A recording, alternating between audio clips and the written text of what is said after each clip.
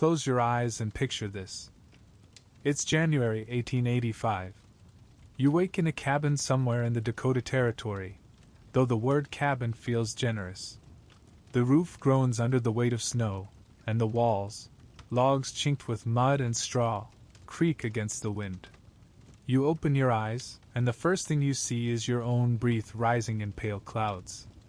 The water bucket beside the bed is frozen solid, a block of ice glinting faintly in the dim light. Frost rims the blanket that slipped from your shoulder in the night, and your eyelashes sting with tiny crystals where your tears froze as you slept. The world outside is silent. Not peaceful, never peaceful in winter, but muffled, heavy, smothered by the storm. The snow has sealed the door, pressed against the shutters, buried the garden where your last potatoes lie hidden under drifts. Somewhere beneath all that white is the well. Somewhere out there are the neighbors you haven't seen since the storm began. You don't know if they are alive. Inside, it's colder than you thought possible. The small stove has gone out. You banked it carefully last night, heaping ash over the coals as you always do, whispering a prayer as though fire were a living thing that needed coaxing to survive. But the coals gave up, smothered by the storm's endless breath, and now you're left with nothing but the smell of cold iron and faint smoke in the air. Your joints ache as you sit up. The boards of the bed frame are so cold they burn, and the straw mattress beneath you rustles with frost. The children are curled together on the floor, tangled in quilts so stiff with ice they crack when touched. Their lips are pale, but they are breathing. For now. Imagine this: you pull on your boots, stiff with frozen mud, and force yourself to move. The door will not open. The snow has claimed it. You press your ear to the wood and hear nothing, no birds, no cattle, no sound of axes from the neighbor's place. Only the wind, roaring and endless, like a voice that never tires. This is winter on the American frontier. Not just a season, but an enemy. An enemy you fight every day with firewood, with food stored underground, with scraps of wool and fur stitched into makeshift armor. And sometimes you lose. Many did. Many froze before spring ever came. But you, tonight, you and I will walk into this winter together. Through the sod houses half buried in snow. Through nights when families huddled with their cattle just to keep breath in their lungs. Through storms so blinding they stole children from schoolhouses and men from their very doorsteps. The door groans as you press your shoulder into it. At first, it doesn't move at all, just a heavy, stubborn resistance of snow that has swallowed the cabin whole. You lean harder, gritting your teeth, until at last a crack of pale light cuts into the dark. Cold air rushes in like a living creature, biting at your face and burning your lungs with its sharpness. Outside is not a world of shapes anymore. It is only white. The snow doesn't lie politely across the prairie. It climbs, drifts, folds upon itself in waves taller than a man. The fences are gone. The trail is gone. The barn, if it still stands, is only a humped shadow beneath a frozen tide. You step out into it, and the silence is so absolute it feels almost holy.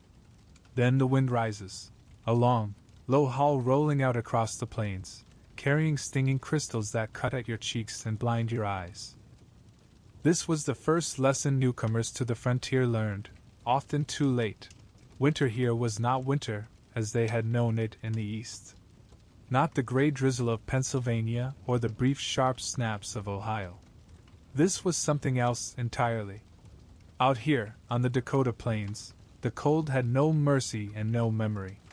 It was older than people, older than fences, older even than the houses that settlers tried to build against it. You could not reason with it. You could only endure. And many, so many, did not endure that first season. Families came west in the 1880s with wagons creaking under the weight of promise. Railroads advertised fertile land, rich soil, endless skies. They did not mention what happened when December came. The settlers brought what they knew: clapboard houses, thin windows, Eastern wardrobes of cotton shirts, and wool too light for the prairie wind. They came with city stoves too small for the long months, with gardens planted too late to yield enough stores, with confidence that grit alone could bend the land to their will. The land was patient. It waited until the first snow. Then it struck. Imagine the shock of the newcomers. The first blizzard that rolled across the open plains seemed almost theatrical at first. Snow spiraling in the sky, children chasing the flakes, families laughing at the novelty. They wrote letters home describing the beauty of it, white drifts sparkling like glass, a sky so bright it hurt the eyes. Some even believed it was a blessing, a picturesque sign of the richness of their new life. But then came the night. The wind rose without warning, shrieking across the land with a voice like tearing cloth.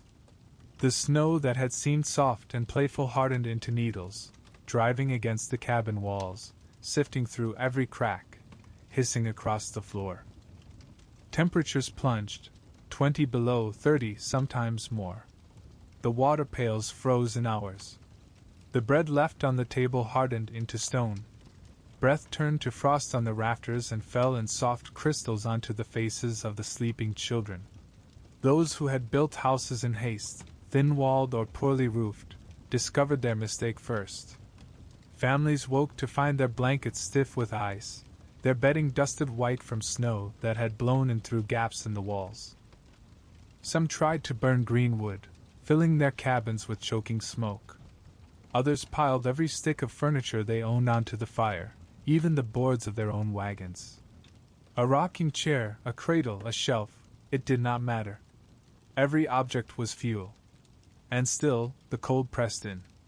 There are stories, too many to tell, of families who underestimated that first blow of winter and paid with their lives. A young couple from Ohio, newly married, arrived with a wagon barely finished with its canvas still stiff from the factory.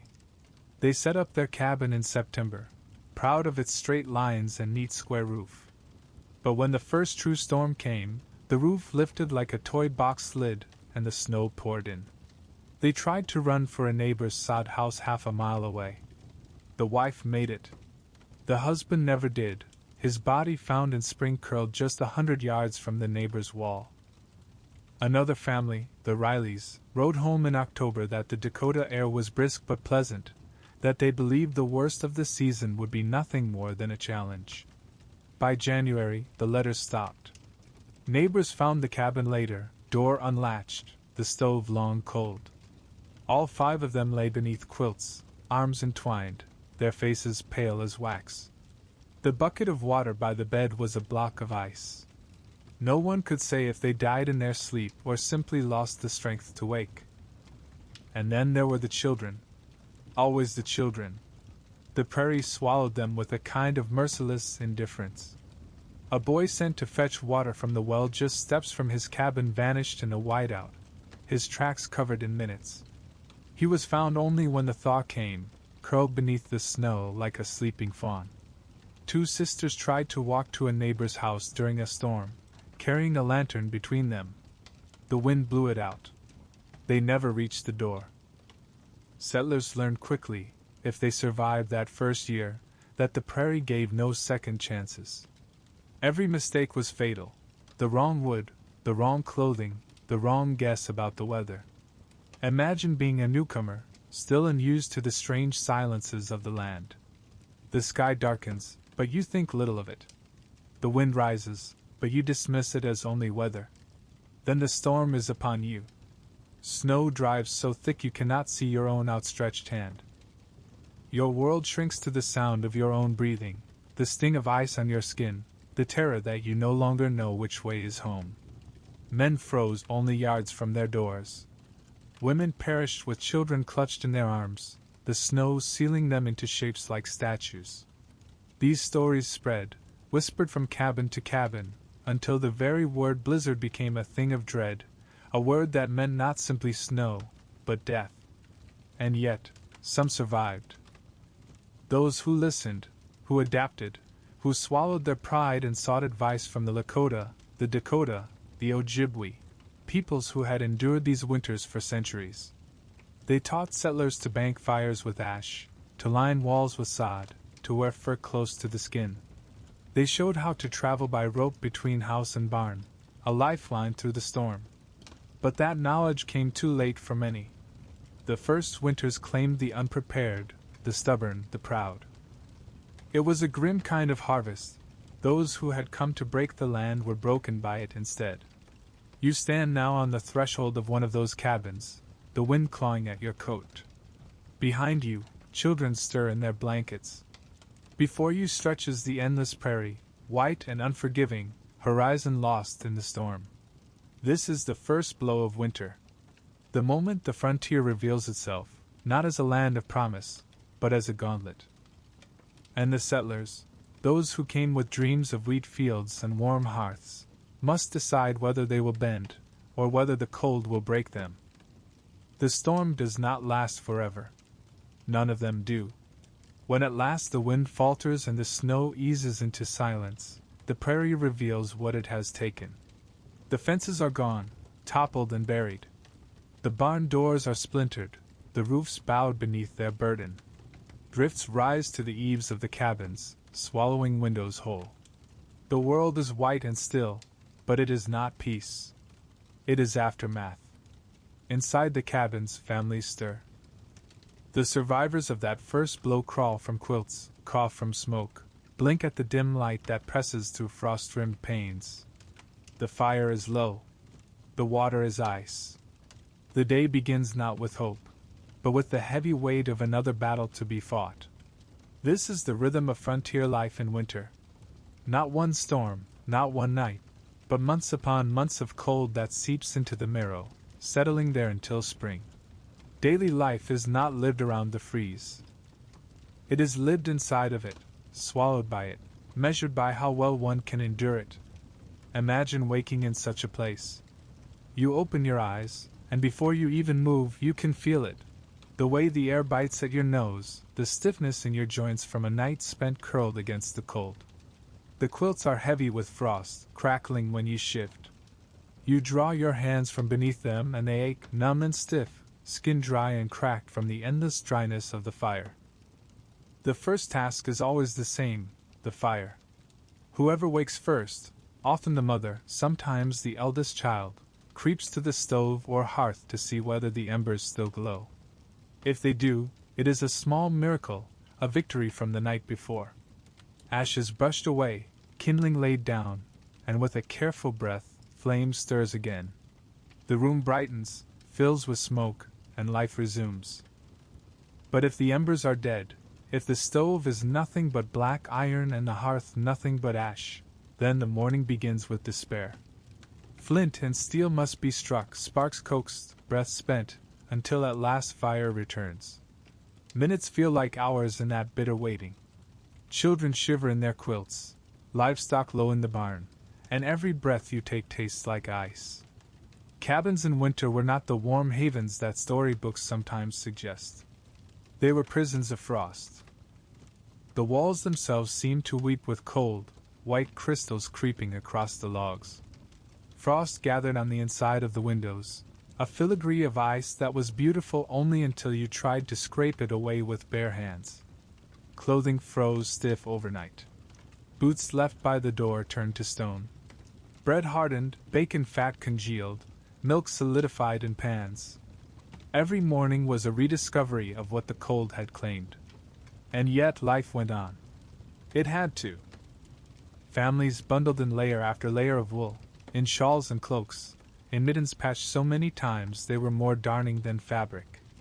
Children sometimes wore 2 pairs of socks on their hands because mittens were scarce. Babies were swaddled in rags and tucked against mothers' bodies beneath shawls, skin against skin, the only furnace that never failed. The cabin was not only home but battlefield. Smoke hung heavy in the air, stinging eyes and throats, because chimneys drew poorly in storms and many houses had none at all. Soot-coated rafters, drifted onto quilts, settled into lungs. But without fire, there was no life, so families endured it. Food was cooked in iron kettles over that same fire, stews of beans, potatoes, bits of salt pork if any remained. The meals were thick and plain, meant not for pleasure but for survival.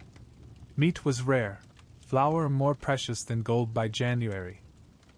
Cornbread, dense and dry, filled the belly but did little for the spirit. Sometimes children wept at the monotony of it, day after day of the same grey broth, the same coarse bread. But hunger silenced complaint. Daily chores in the frieze were a trial of will. The barn had to be reached no matter the weather, the cattle fed, the horses watered, the hens checked for eggs that froze almost as soon as they were laid. Ropes were often strung from house to barn so that a man could find his way in a blizzard. More than one who ventured without such a guide never returned. Water had to be hauled, sometimes from wells that froze, sometimes from snow melted in great kettles. The labor of lifting bucket after bucket, melting it into drinking water, cooking water, washing water, it filled the days. And always, the cold claimed a portion. Ice rimmed every bucket, every pan. Water spilled on the floor froze before it could be wiped. The body itself was not safe. Frostbite was a daily threat, creeping into fingers, ears, toes. Hands split from the cold, raw cracks opening across knuckles. Lips bled, noses peeled, skin roughened until it felt like leather. Children cried when boots were pulled from their frozen feet at night, toes white and stiff, mothers rubbing them frantically by the fire to bring back color. And then there was the sickness. Winter was a time of coughs and fevers, of lungs raw from smoke and throats parched from the dry air. Pneumonia stalked the cabins. Diphtheria spread from one settlement to another, leaving rows of graves in frozen earth. Doctors were far, medicine scarce, hope often little more than prayer. Yet amid this endless hardship, there was also life. Families huddled together not only for warmth but for comfort. Evenings brought stories told by the fire, hymns sung softly, games played with buttons or carved bits of wood. Children found laughter in the strangest places, shaping dolls from rags, scratching tic-tac-toe into frost, marveling at their breath in the air. The cold taught intimacy. Fathers and sons split logs side by side, mothers and daughters stitched quilts by lamplight, hands working together beneath the weight of silence. Neighbors, though miles apart, shared what they could, a sack of corn, a bundle of sticks, a night's companionship against loneliness. The cold was the enemy, but it also bound the people of the frontier together. It forced them into closeness, demanded cooperation, stripped away pretense until only the essential remained. And so daily life in the frieze was not marked by triumphs but by small victories. A fire that burned through the night. A loaf of bread that lasted another day. A child's laughter despite the cold. These were the measures of survival, the quiet reckonings by which each family judged its strength. Winter was long. Winter was merciless. But those who lived through it learned to shape their days around endurance, to carve meaning out of monotony, to find warmth in one another when the world outside offered none. And in this way, the settlers pressed on, day by day, through the freeze that sought to break them. The days blurred together, one frostbitten dawn sliding into another. The sound of splitting wood, the dull rhythm of buckets lifted, the endless shuffling of boots across frozen floors.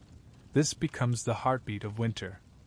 Families live in a kind of suspended time, bound by the 4 log walls of their cabins, waiting for a spring that feels impossibly far. But on the prairie, there were others who had known this land long before settlers drove their wagons west. For the Lakota, the Dakota, the Nakota, the Ojibwe, and many other nations, winter was not an unexpected foe but an ancient companion.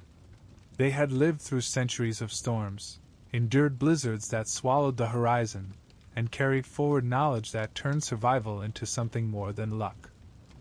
For those settlers who listened, who set aside pride long enough to ask, or who were desperate enough to accept help, the lessons of these native tribes could mean the difference between life and death. Imagine a settler family huddled in their sod house, smoke pressing low, children coughing in the corner. Their firewood dwindles. Their food stores shrink. The father, pale and gaunt, wonders if the family can last until thaw. Then a knock comes at the door. or perhaps a shadow at the edge of the drift. A figure, wrapped in furs, face half hidden, steps into the cold.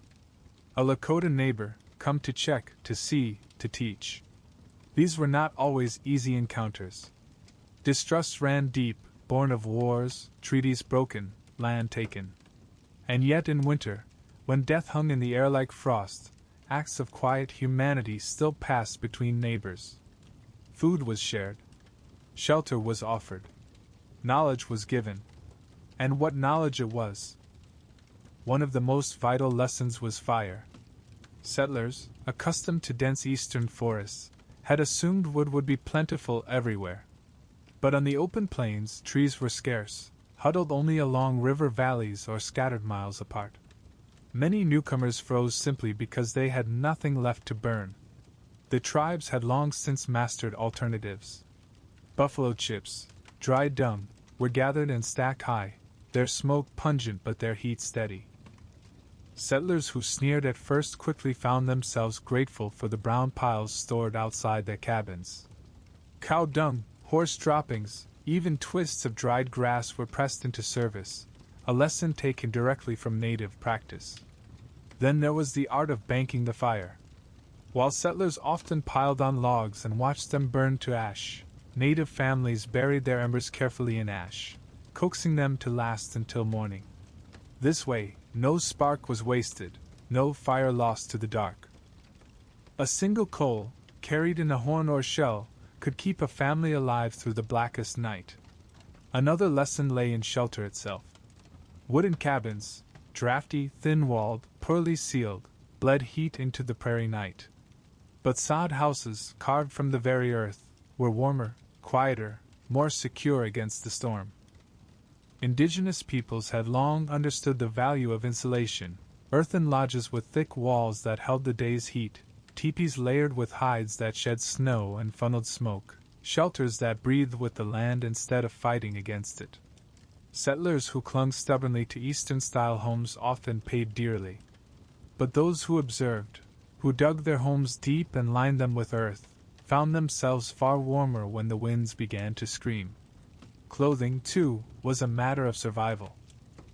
Cotton, the pride of Eastern mills, was worse than useless in sub-zero cold.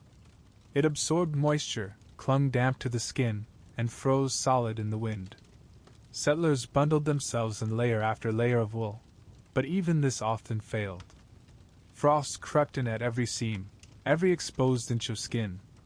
The tribes, by contrast, had long crafted garments suited perfectly to the plains.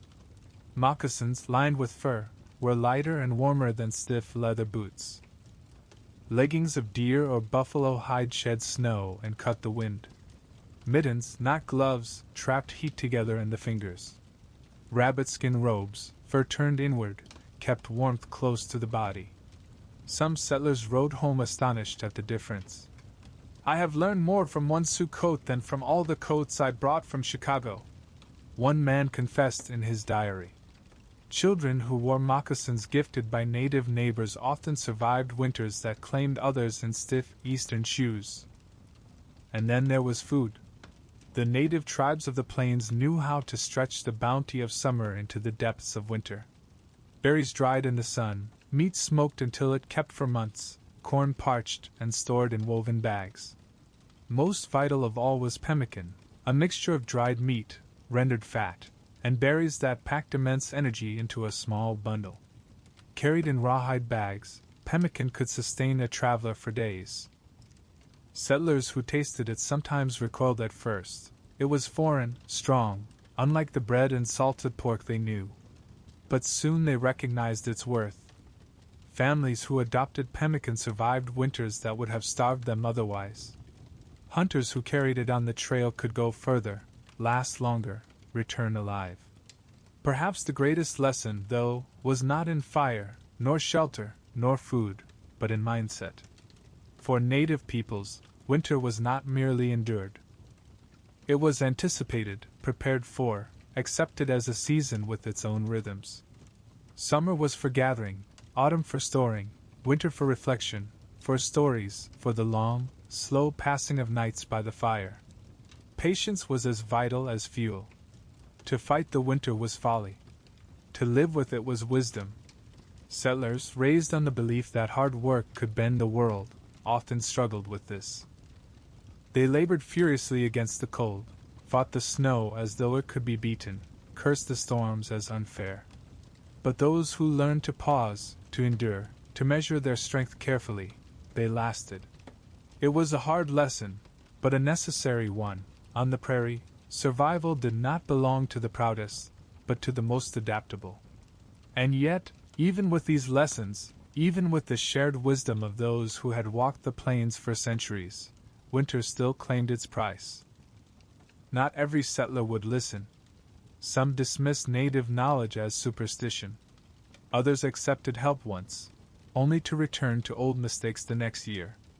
The land had no patience for arrogance. But for those who learned, who watched, who imitated, who built sod houses instead of clapboard, who stitched hides instead of cotton, who carried pemmican instead of only flour, the winter became something different. Still harsh, still merciless, but survivable. The prairie would never be tamed. But it could be understood, and in that understanding lay the first fragile hope of belonging. Picture yourself, then, in one of those cabins. The wind howls, frost curls across the window, and yet you are alive. On the floor lies a bundle of pemmican, gifted by a Dakota neighbor. On the bed, a rabbit-skin blanket, stitched by hands wiser than yours. The fire smolders low, carefully banked beneath ash, and outside, a rope runs from door to barn, a lifeline in the storm. These are the lessons of the tribes, written not in books but in lives lived upon this land for generations. And in learning them, settlers carved out a fragile foothold against the vast, indifferent winter. The snow still falls. The nights are still long. But now the settlers are better armed, not with rifles or axes, but with knowledge, with fire, with furs, with food enough to see another dawn. And so we continue, deeper into the season, into the sod houses, the homes of earth themselves, that became both tombs and sanctuaries beneath the endless white. The storm passes, but the cold does not. It lingers, a weight that presses down on every movement, a shadow over every breath. Families settle into their routines of survival. Fires coaxed each dawn, food stretched thin, children bundled in rags and furs. Yet amid the daily freeze, one truth grows clearer. Wood cabins, proud as they looked when first raised, were often death traps in disguise. Thin walls bled heat. Roofs sagged and leaked. Every gust of wind found a crack to whistle through, and every night ended with blankets rimed in frost. And so the settlers began to turn their eyes to the ground itself. If the trees could not shelter them, perhaps the earth could. This was no new idea. Native peoples had built earth lodges and pit houses for generations, structures that used soil's natural insulation to resist the killing cold. Settlers, seeing their neighbors survive storms with walls thick as a man's arm, began to reconsider their notions of what a proper home should be. Sod houses, dugouts, and soddies emerged across the plains, humble but enduring, born from necessity and shaped by the land itself. Imagine the first blow with the spade. The prairie grass, with roots that reach deep and thick into the soil, tears reluctantly from the ground. Each slice lifts a block, a square of earth bound by roots, that becomes the building material of an entire home. Heavy, damp, smelling of clay and grass, each brick is laid one upon another, thick walls rising slowly from the land itself. The process was brutal. A man might spend days cutting sod in the sun, his hands blistered, his back aching. Women hauled the blocks, stacked them carefully, pressed mud into the gaps. Children fetched water, carried stones, gathered what little wood could be found for doors and beams. And yet, for all the toil, there was relief in the labor. For every sod block laid promised warmth, promised survival. Soon the dugouts appeared, cabins half sunken into the earth, walls lined with sod, roofs layered with grass and dirt. From the outside, they looked almost invisible, low humps on the prairie, blending with the land. Inside, they were dark, damp, close. But they were warm. Step inside one now. The air smells of soil, rich and damp. The walls are thick, cool to the touch, seeping with moisture in spring, but in winter they hold the heat like a clenched fist. A stove sits in the corner, its pipe cutting through the sod roof. Smoke stains creep across the ceiling, darkening the dirt above. The floor is earth, sometimes covered in boards, more often in straw. Every sound is muffled. The howling of the wind outside fades to a distant hum.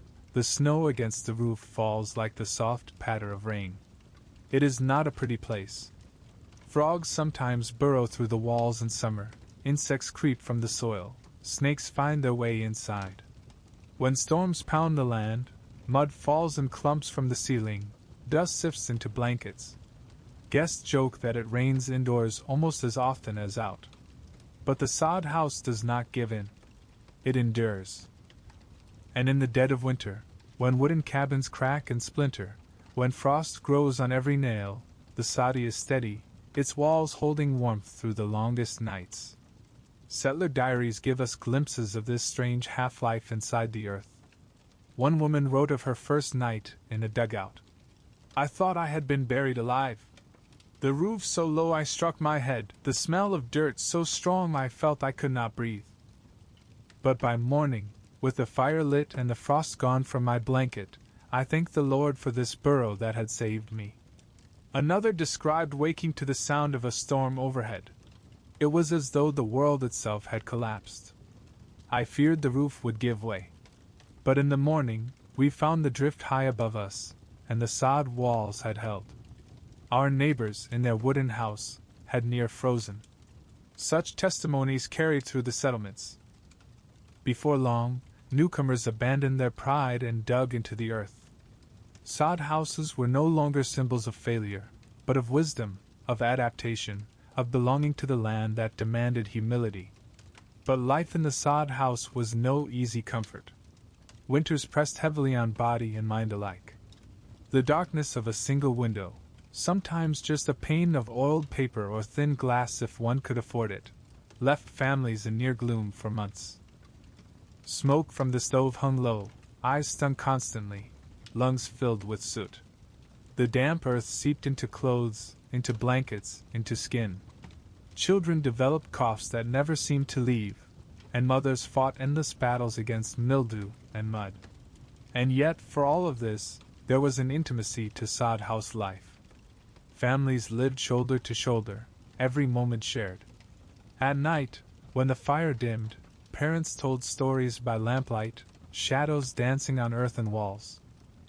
Songs were sung, Bibles read, quilts stitched.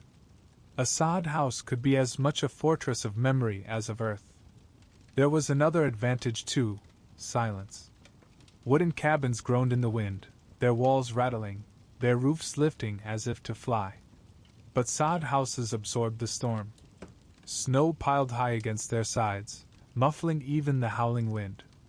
Inside, families spoke in hushed voices, wrapped in blankets, listening to the quiet that no cabin of boards could ever give. For many, it was the first time they felt truly safe on the prairie. And yet, there was always the shadow of collapse. Heavy rains in spring turned sod walls into mud. Roofs sagged, floors became swamps, walls sprouted grass in summer. One woman recalled sprouting wheat in the very walls of her home, green shoots brushing her hair as she stirred the stew. Snakes found warmth in the sod and slithered into beds. Mice scurried in droves. Still, the soddy remained the best defense against the freeze. Settlers accepted its flaws as the price of survival. In time, they came to love their homes of earth, humble as they were. They gave them names, decorated their dirt walls with scraps of cloth, lined shelves with jars of preserves, painted doors in bright colors as though to defy the darkness inside. There is something haunting in this image: a family buried half in the ground, fire glowing in the stove, snow pressing heavy above, silence all around. From the outside, the prairie stretches endless and white, but within that mound of sod, a fragile flame of human life flickers on. It was not grandeur that won the frontier. It was earth. Thick, humble, unyielding earth, stacked into walls by calloused hands. And so, as we walk from one soddy to another, lantern light flickering, the ground crunching beneath our boots, we begin to see them not as tombs but as testaments. Proof that people could learn, could adapt, could take what seemed barren and make of it shelter. The sod houses were more than homes. They were symbols of surrender to the land, and in that surrender, survival. But even the strongest sod house needed what the earth itself could not provide: fire. For all their thick walls, all their hidden strength, without heat inside, they became nothing more than damp graves. And so we turn next to the great and constant battle, the hunt for warmth, the fire that must never die, and the desperate measures taken to keep it alive. The sod walls held, but walls alone could not save them. The true measure of survival in the prairie winter was not wood, or stone, or earth, it was fire. Fire was life. Without it, the soddy was only a damp burrow, the cabin a coffin waiting for its lid. And fire, as every settler learned, was a jealous companion. It demanded constant feeding, constant vigilance, constant fear. Heat was never taken for granted. It had to be coaxed, borrowed, stolen from the smallest embers, carried forward like a sacred inheritance. Picture the evening, the wind shrieking outside, snow pressing higher against the door, the family gathered around the stove. The fire glows, warm and bright, but the pile of wood beside it is dwindling fast. To feed it too freely is waste, to starve it is death. So the fire is rationed like food, logs chosen with care, every ember watched. And when night comes, the great ritual begins, banking the fire. Settlers learned this from native neighbors, who had practiced it for generations, the glowing embers covered carefully with ash, buried just enough to smother the flames but not the heat. By morning, if done right, a faint glow remained, ready to leap to life again with a breath and a scrap of kindling. If done wrong, there was nothing but cold iron, dead ash, and despair. Children were taught to watch their parents closely, to remember the trick of the hand, the weight of the ash, the feel of the breath. For losing the fire in winter was more than inconvenience, it was calamity. Some families kept a carry coal, a small ember protected in a tin or horn, glowing through the night. Others heated stones in the coals and tucked them beneath ash, then placed them beneath their beds, desperate for an hour's warmth against frozen straw. These stones cooled quickly, but for a time they turned the unbearable cold into something merely cruel. In richer homes, iron bed warmers appeared, small pans filled with coals slid beneath quilts. But on the frontier, iron was scarce, luxuries rarer still. Most settlers made do with what the land allowed: stones, ash, embers, scraps of wood. Borrowed heat. The danger was ever present. A single mistake could turn warmth into ruin. Smoke-filled cabins when stoves were poorly tended, blackening rafters, choking children in their sleep. In sod houses without proper chimneys, the air grew thick enough to sting the eyes, lungs burning with every breath. Some families lived in a permanent haze, their walls reeking of soot, their clothes steeped in smoke. Worse still were the fires that leapt free. A log rolled from the hearth, a spark caught in straw, and within minutes a home was gone. In the dead of winter, with snow piled high and wood scarce, there was no rebuilding. Families fled barefoot into the drifts, clutching what they could, watching the only shelter they had collapse into cinders. There was another danger, quieter but deadlier: carbon monoxide. Settlers did not know the word for it, but they knew its touch. Families huddled in cabins sealed too tightly, fires smoldering without draft, and they slipped into sleep from which they never woke. Neighbors found them in the thaw, pale and still, blankets undisturbed, fire long dead. They called it the Black Sleep. And yet they could not stop. They could not live without fire. The risk was borne as all else was borne, because it had to be. Fuel itself was a constant burden. In forests, wood was abundant, but on the open prairie, trees were rare treasures. Those who had settled too far from rivers or groves faced a grim truth. Every stick mattered. Families burned fence posts, tools, even the boards of their wagons. Children scoured the prairie for buffalo chips, cow dung, anything that could smolder. Praying for dung, some called it, half in jest, half in desperation. It was not enough. Logs burned fast, dung burned foul, grass burned to nothing. So settlers turned to borrowed heat. They stacked walls of sod higher, pushed beds closer together, shared blankets, shared bodies, shared breath.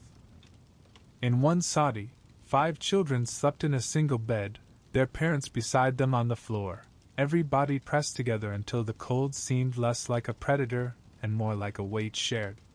Letters from the time tell us how deep the struggle ran.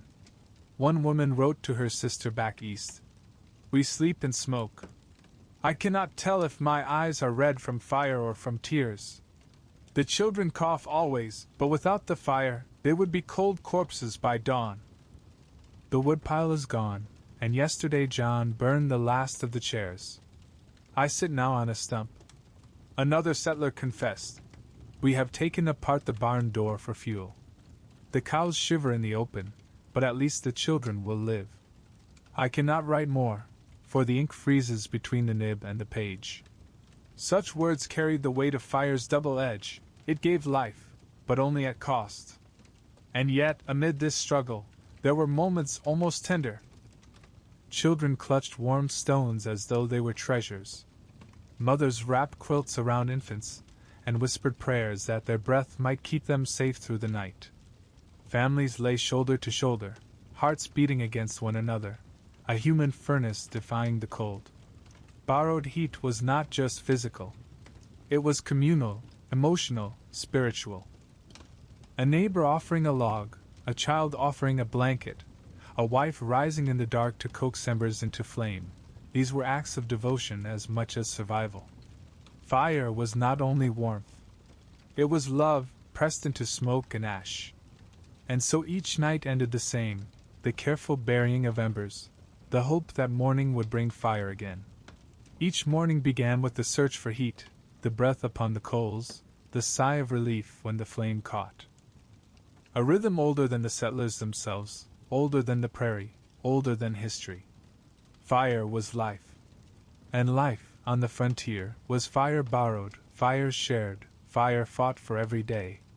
But even with embers carefully guarded, with stones warmed and blankets shared, there was one truth that haunted every settler: the woodpile shrank. The stacks of dung dwindled. And always, always, the cold pressed closer. The next battle, then, was not just how to keep the fire alive, but how to feed it. The hunt for fuel was as desperate, as exhausting, as dangerous as any winter storm.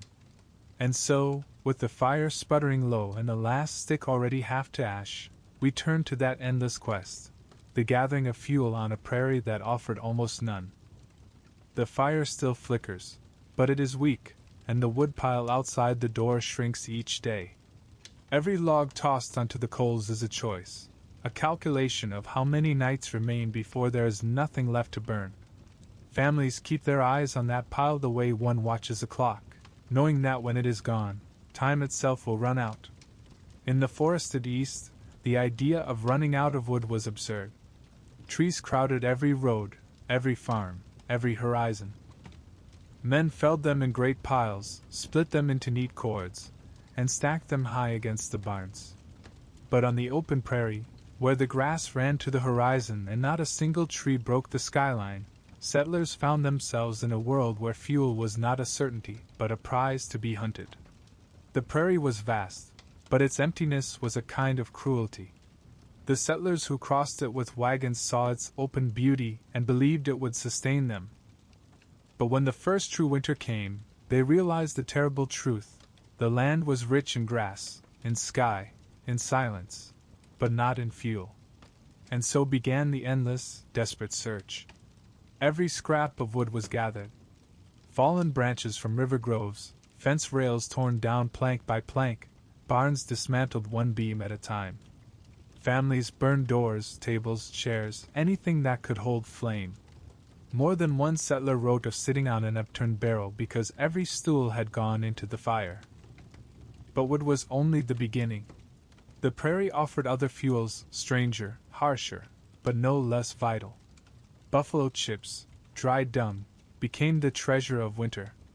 Children were sent out with sacks to gather them, their small figures dotting the horizon, bending and rising, until the bags were full. The chips burned hot, though they smoked and stank, filling cabins with a reek that clung to clothes and hair. Settlers joked about it in their letters, praying for dung, but behind the humor was desperation. Without those brown, brittle patties, many families would not have survived. Cow dung, too, was gathered, dried, stacked in piles as carefully as firewood. Horses left their own contributions, and nothing was wasted. Grass was twisted into tight bundles, though it burned so fast it seemed to vanish before the fire even took hold. Corn cobs, stripped of their kernels, were hoarded, their thin crackle giving at least the illusion of warmth. It was not enough. It was never enough. One settler's diary from the winter of 1886 reads, "We took down the corn crib today. The beams burned quick. I do not know what we will do when the last is gone. Perhaps the wagon next. It is better to walk than to freeze." Another recalled dismantling her own loom, watching as the wooden frame that had woven every cloth in her home turned to ash in the stove. She wept not only for the cold, but for the loss of the work that had once brought her pride. Children bore the brunt of the hunt. Sent out even in storms, they scoured the fields for chips, their mittens stiff with frost, their eyes watering from wind.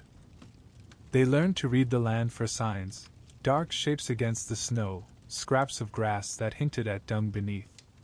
They returned home triumphant when the sacks were full, shivering but alive, the smell of their burden filling the cabin even before it reached the fire. Neighbors, too, turned to one another. Families without livestock depended on those who had them. Settlers traded cornmeal for cow dung, seed for buffalo chips, favors for fence rails. Heat became currency, and its value was higher than gold. And yet, for all the grimness, there were moments of strange pride. One child remembered how his mother stacked the buffalo chips neatly, high against the sod wall, calling it her winter gold. Another settler described the relief of seeing the pile in the corner, brown and solid, knowing that each patty was another night bought against the cold. Fuel was not simply fuel. It was survival, measured in chips and cobs, sticks and scraps. Every fragment that could burn was a treasure. But the hunt was not without danger. Men who ventured too far in search of wood or chips sometimes vanished into storms. Others fell through ice while cutting willows near frozen rivers. One boy broke through a drift, his sack spilling its load, and by the time he gathered it again, his fingers were stiff with frostbite. The search consumed time, consumed energy, consumed lives. And still, the fires burned low, the piles dwindled, the nights grew longer. There is something haunting in the image of a family burning their wagon. That wagon had carried them west, across rivers and plains, through storms and sun. It had been their shelter, their storage, their hope. And yet, when the choice came between memory and survival, memory turned to ash. The wheels cracked, the boards splintered, the iron bands twisted in the heat. By dawn, nothing remained but embers. The hunt for fuel stripped away not only comfort but dignity. Families sat on the ground when chairs were gone, cooked in kettles balanced on stones when stoves were burned for scrap. The cabins themselves became fuel, one plank at a time, until the wind whistled through the gaps where walls had been. And yet, always yet, there was resilience. Families endured. Children laughed even as they gathered chips, tossing them like stones. Mothers saved the smallest sticks for the coldest nights, turning thrift into triumph.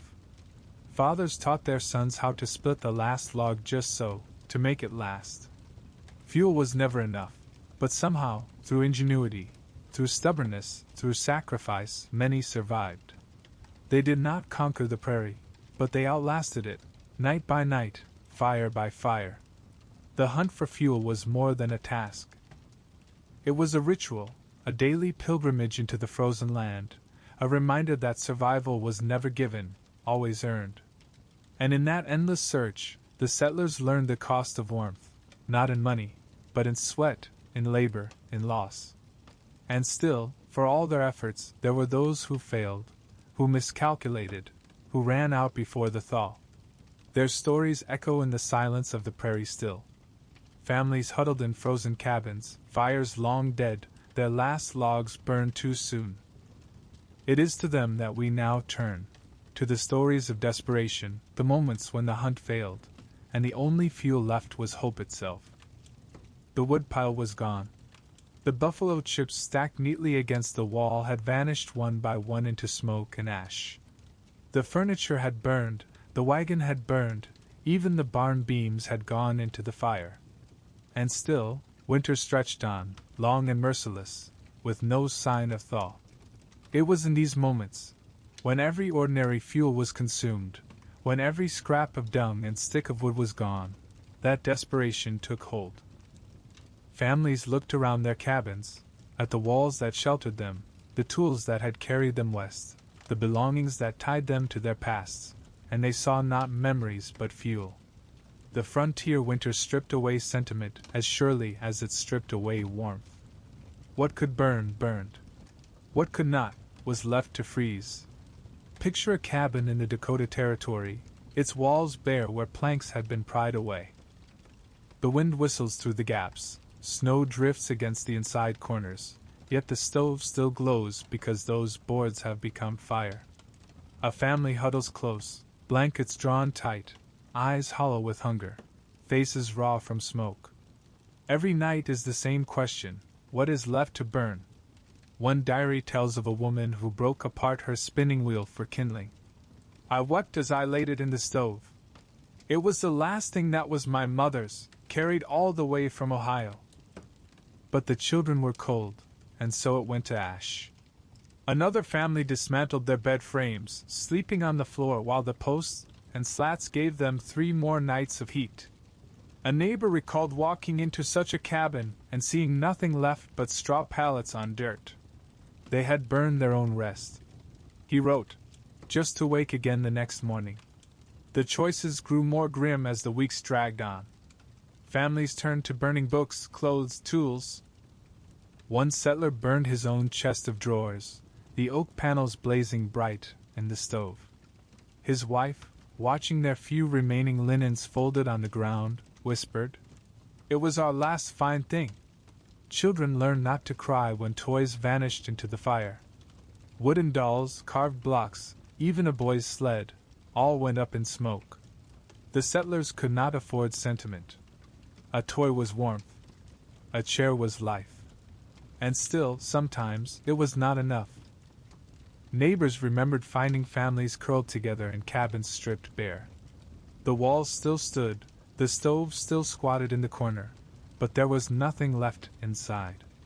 No furniture, no tools, no wood. Just silence, and the stillness of those who had run out of choices. A minister traveling between towns in Nebraska recalled one such house in 1887. He entered to find a mother and her children seated around the stove, their hands folded as though in prayer. The stove was cold. The fire had died days earlier. The father's body was found later, half buried in snow, an axe still in his hand, a pile of half-split frozen logs beside him. He had been too weak to finish. It was not only wood and belongings that burned.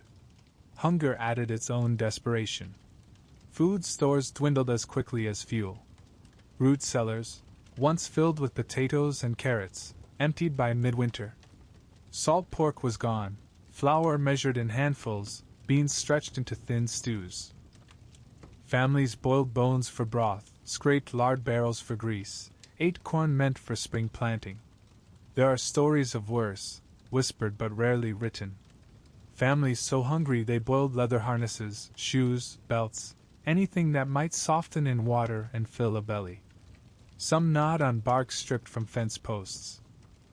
A few, in the most terrible winters, were rumored to have turned to darker measures, though such tales were spoken only in hushed tones, as though to name them was to invite their curse. The desperation was not only physical but mental. The endless cold wore on the spirit as much as the body. Days of smoke-filled air, nights of shivering silence, weeks of hunger and fear. It broke people as surely as frostbite. Letters home are filled with words of despair.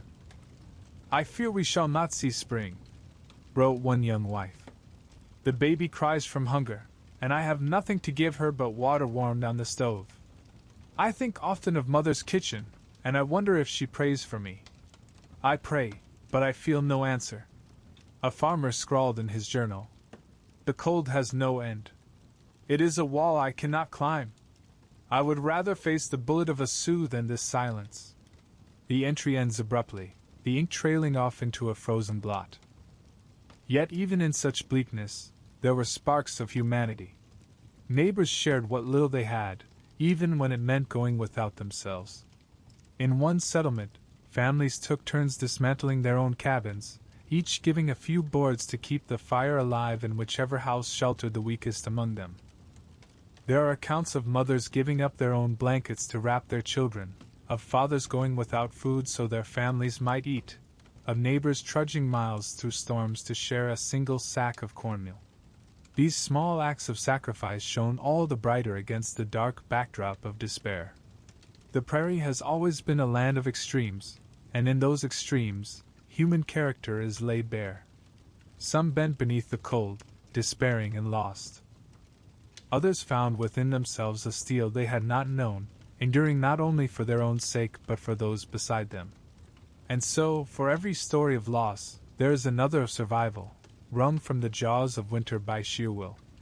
Families who burned everything they owned and still found a way to see the dawn. Children who grew up remembering those desperate nights and swore never to waste a stick of wood. Communities that bound themselves tighter because of the trials they had endured together. But the storms were not finished. For all the desperation within the cabins, there were terrors outside as well, storms that came down like white death itself, storms that erased the world in moments, storms that claimed lives even within sight of safety. And so, with the fires burning low and the air thick with smoke, we step outside once more, into the white fury of the winter storms, the blizzards that swallowed whole towns, and the infamous day when children never return from school. The fire burns low, the cabin walls creak, and still the cold presses in. But what lies outside is worse.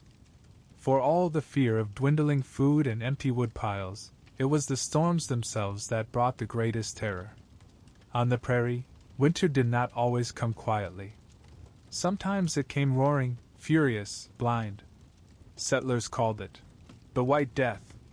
A blizzard on the Great Plains was unlike any storm in the east. There, snow fell in gentle flurries, soft and still. Here, it came as a living force, wind that howled like wolves, snow that drove sideways, the air itself a weapon. One moment the sky was blue, the next it was gone, swallowed in white. The world vanished, horizon erased, landmarks buried. Even a man standing at his own door might lose sight of his barn, and without a rope strung between, he might never find it again. The snow did not simply fall, it attacked. It stung the skin raw, blinded the eyes, filled the mouth and nose until every breath felt like drowning. The wind drove needles of ice that cut like glass, stripped warmth from flesh, numbed fingers and toes in minutes. And once numbness came, death followed swiftly. Imagine stepping outside for water, or to bring the animals hay. You think the storm is just a squall, that it will pass. You wrap your scarf, pull your coat tight, and step into the gale. Within moments, the cabin behind you vanishes, swallowed in the swirl. The sound of your own breath is drowned by the roar. Your feet stumble, your eyes water, and you realize you no longer know which way is home. This happened again and again. Men froze within yards of their own doors, their bodies found in spring, stiff and pale, clutching empty buckets. Women who tried to reach neighbors were lost, their tracks swallowed in moments. Children sent to fetch wood vanished into the storm, their cries lost in the howl. There are stories of families roping themselves together, father to mother to child, just to cross the yard to the barn. Even so, some were torn away by the wind, their ropes snapping or slipping from numb fingers. Those who made it back staggered through the door half blind, faces blackened with frostbite, hands stiff as boards. Of all these storms, one stands apart, the children's blizzard of 1888. It was January, in the Dakota and Nebraska territories. The day began deceptively mild. After weeks of bitter cold, the air had warmed, the sky was clear, and children walked to school without heavy coats. Some even left their gloves at home, eager to enjoy the rare softness of the air. Farmers hitched teams, wives opened doors to air out their cabins, children laughed as they played in the snow. But by afternoon, the sky darkened. A wall of clouds swept in, low and fast. The wind rose, shrieking, and in minutes the mild day was gone. The temperature plummeted, the snow came in sheets, and the blizzard struck like a hammer. Teachers in one-room schoolhouses faced impossible choices. Some tried to keep their students inside, huddled around the stove as the fuel dwindled. Others, fearing the roof might collapse, decided to send the children home. It was a decision that would haunt them forever. One teacher, only 18 years old, wrapped her students in what scarves and coats she could find and led them into the storm. They clung to one another, faces buried in cloth, but within minutes they were lost. The children cried, stumbled, fell. She tried to carry the smallest, her own hands freezing, her breath burning her lungs. Some of her pupils never reached home. In another schoolhouse, the stove gave out. With no fuel left, the teacher broke apart desks, benches, even the floorboards, feeding them into the fire. The children huddled close, listening to the wind howl like a beast outside. They survived, but when the storm ended, the schoolhouse was a ruin, its insides burned to ash. Across the prairie, dozens of children did not return. Their bodies were found later, curled in drifts, faces peaceful as though asleep. Some had frozen just yards from their doors, the light of their own windows hidden by the storm. The death toll reached hundreds, many of them children. The newspapers carried the names, the stories, the grief of whole towns. Parents buried their sons and daughters in frozen ground, their cries muffled by snow. The blizzard became legend, remembered not for its fury alone but for the innocence it claimed. And yet the children's blizzard was only one of many. The prairie winters of the 1880s and 1890s were a litany of storms. Each year brought new tales of families lost, travelers vanished, livestock frozen in their tracks.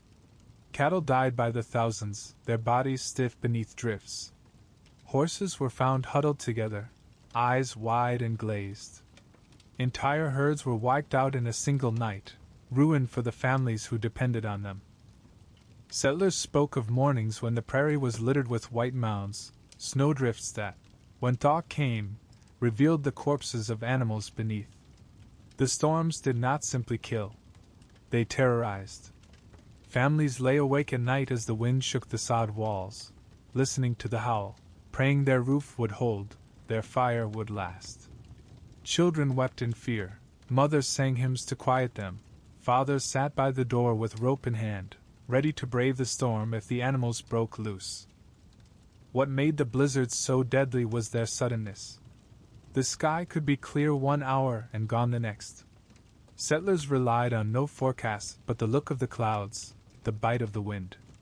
Often they were wrong. A farmer might set out for town, believing he had time, only to be caught halfway and swallowed whole. A mother might send her child to fetch water, never to see them again. A traveler might ride toward a distant light, only to find it was a trick of snow and perish within sight of the true path. The prairie gave no warning, and it gave no second chances. Yet even in the heart of these storms, there were acts of astonishing courage. Teachers who sheltered their pupils for days, melting snow for water and sharing the last crumbs of food. Fathers who tied ropes around their waists, and plunged into the storm to rescue neighbors. Mothers who pressed their children to their bodies, keeping them warm with their own heat until help arrived. There are stories of strangers taken in, wanderers saved by families who opened their doors at the last moment, dragging them in from the drifts. Some survived by sheer accident, stumbling into haystacks, finding shelter in hollowed-out snowbanks, crawling blindly until their hands struck a door. These were victories, hard and rare, but they gave the settlements hope. For every tale of death, there was another of life snatched back from the storm. Still, the blizzards left their mark. Survivors carried the memories forever. The sound of the wind like a scream, the burn of snow against skin, the sight of a neighbor's frozen face. Children who lived through the storms grew into adults who never again trusted a clear sky in winter. Farmers kept ropes tied between house and barn until their dying days. The storms were not only weather. They were experiences etched into the very bones of the frontier. And so, as the wind howls across the prairie tonight, we walk on, through the silence that follows the storm, into the settlements where neighbors gathered in grief and in unity. For in the face of the White Death, no family could stand alone. It was community, not solitude, that kept the frontier alive. The storm has passed. The wind falls quiet, the sky clears to a hard blue, and the prairie lies hushed beneath its white shroud. Yet silence is not peace. It is the silence of absence, the absence of voices, of footsteps, of lives lost in the storm. In the aftermath of such blizzards, grief was everywhere. Families found their neighbors frozen in the drifts, livestock stiff in the fields, children buried yards from home. Whole settlements mourned together, the churchyards filling with fresh mounds of snow-packed earth. And yet, amid the sorrow, there rose something else, something as vital to survival as fire or food. On the frontier, where the cold was relentless and storms unforgiving, no family could stand alone. Community was not a luxury. It was the difference between life and death. Imagine stepping into a cabin after a storm. The stove smolders, its smoke curling into the low rafters. The air is thick with the smell of beans boiling in a pot, cornbread baking in a pan. Around the fire, not one family but three sit huddled, neighbors who fled when their own homes grew too cold, too broken, too bare. Children from different households share blankets. Women share tasks, tending food, mending mittens. Men talk in low voices, planning how to rebuild, how to hunt fuel, how to bury the dead. This was how communities endured. By sharing heat, sharing food, sharing shelter, they stretched the fragile thread of survival a little further. The town of Brookings, Dakota Territory, offers one such story. In the terrible winter of 1881, 23 families faced ruin. The snow cut off every road, the blizzards came one after another, and supplies dwindled. Alone, each household might have perished. Together, they survived. They pooled their stores, potatoes, beans, salted meat, measuring each meal carefully so none went without. They tore down abandoned cabins for firewood, splitting beams that had once sheltered neighbors who had left for gentler lands. They took turns caring for the sick, sitting by bedsides through long nights while storms raged outside. By spring, when the thaw finally came, all 23 families were alive. Weak, gaunt, exhausted, but alive. It was a miracle of community, a testament to the power of unity against the cold. Not all acts of community were so dramatic. Many were quiet, ordinary, and yet no less vital. A mother who had one extra loaf of bread carried it through knee-deep snow to a neighbor with a newborn. A father gave up half his fence rails so the widower down the road could keep his fire alive another week. Children trudged from house to house with baskets of dried apples, their small hands numb, their hearts proud. Even the smallest acts mattered. A single log shared between cabins, a blanket passed from one family to another, a night spent watching a neighbor's sick child so the parents could sleep. These were the stitches that held frontier life together. There was no shame in asking for help, though it cost pride. Settlers knew that to close one's door against a neighbor was to condemn them. And so doors stayed open, even when little remained inside. "We have only turnips left," one woman wrote in her diary. "But we will make them do, and if Mary comes from across the creek, she shall have her share." Sometimes this generosity stretched to strangers. Travelers caught in storms were taken in, fed, given blankets, sometimes at the expense of the host's own family. One settler recalled pulling a half-frozen man from the snow and laying him by the fire. "We had no meat that week, only broth, but he was one of us once he came through our door." That is the way of it here. The prairie does not forgive selfishness. There was another kind of strength, too, the strength of shared labor. Alone, a family could not always repair what storms had broken. Roofs collapsed under snow, barns lost their doors, fences splintered. But neighbors gathered, tools in hand, and worked side by side. They dug out homes buried to their windowsills, patched walls with sod, strung ropes from house to barn. The work was brutal in the cold, fingers stiff and faces numb, but it was lighter when carried together. After blizzards, men rode from house to house, checking for survivors. Sometimes they arrived too late. Other times, they found families barely clinging to life, revived them with fire and food, and brought them into their own homes. These rides became legends, stories of courage told by firesides for years after. But perhaps the greatest strength of community lay not in food, nor wood, nor labor, but in the spirit it gave. To sit alone in a cabin while the wind shrieked outside was to feel despair claw at the soul. To sit among neighbors, voices low, hymns sung in the dark, stories told to children, all this was a shield against hopelessness. One settler wrote of a night when 6 families crowded into one soddy. The fire burned low, the air thick with smoke, the children restless. And then, softly, one woman began to sing. Others joined. Soon the whole room was filled with music, shaky but strong, rising above the roar of the storm. "It was the first time in months," he wrote, "that I felt we might yet see spring." Yet community had its limits. When resources ran too thin, when storms cut off towns entirely, when sickness spread, even the strongest bonds were tested. There were arguments, resentments, accusations. A man who gave more than his share might feel bitterness. A family that lost a child might envy their neighbor's fortune. But in the end, survival forced compromise. The prairie allowed no other way. It is easy now, in warm houses with electric light, to forget how precious that sense of togetherness was. But for those who lived through those winters, community was not simply comfort. It was survival.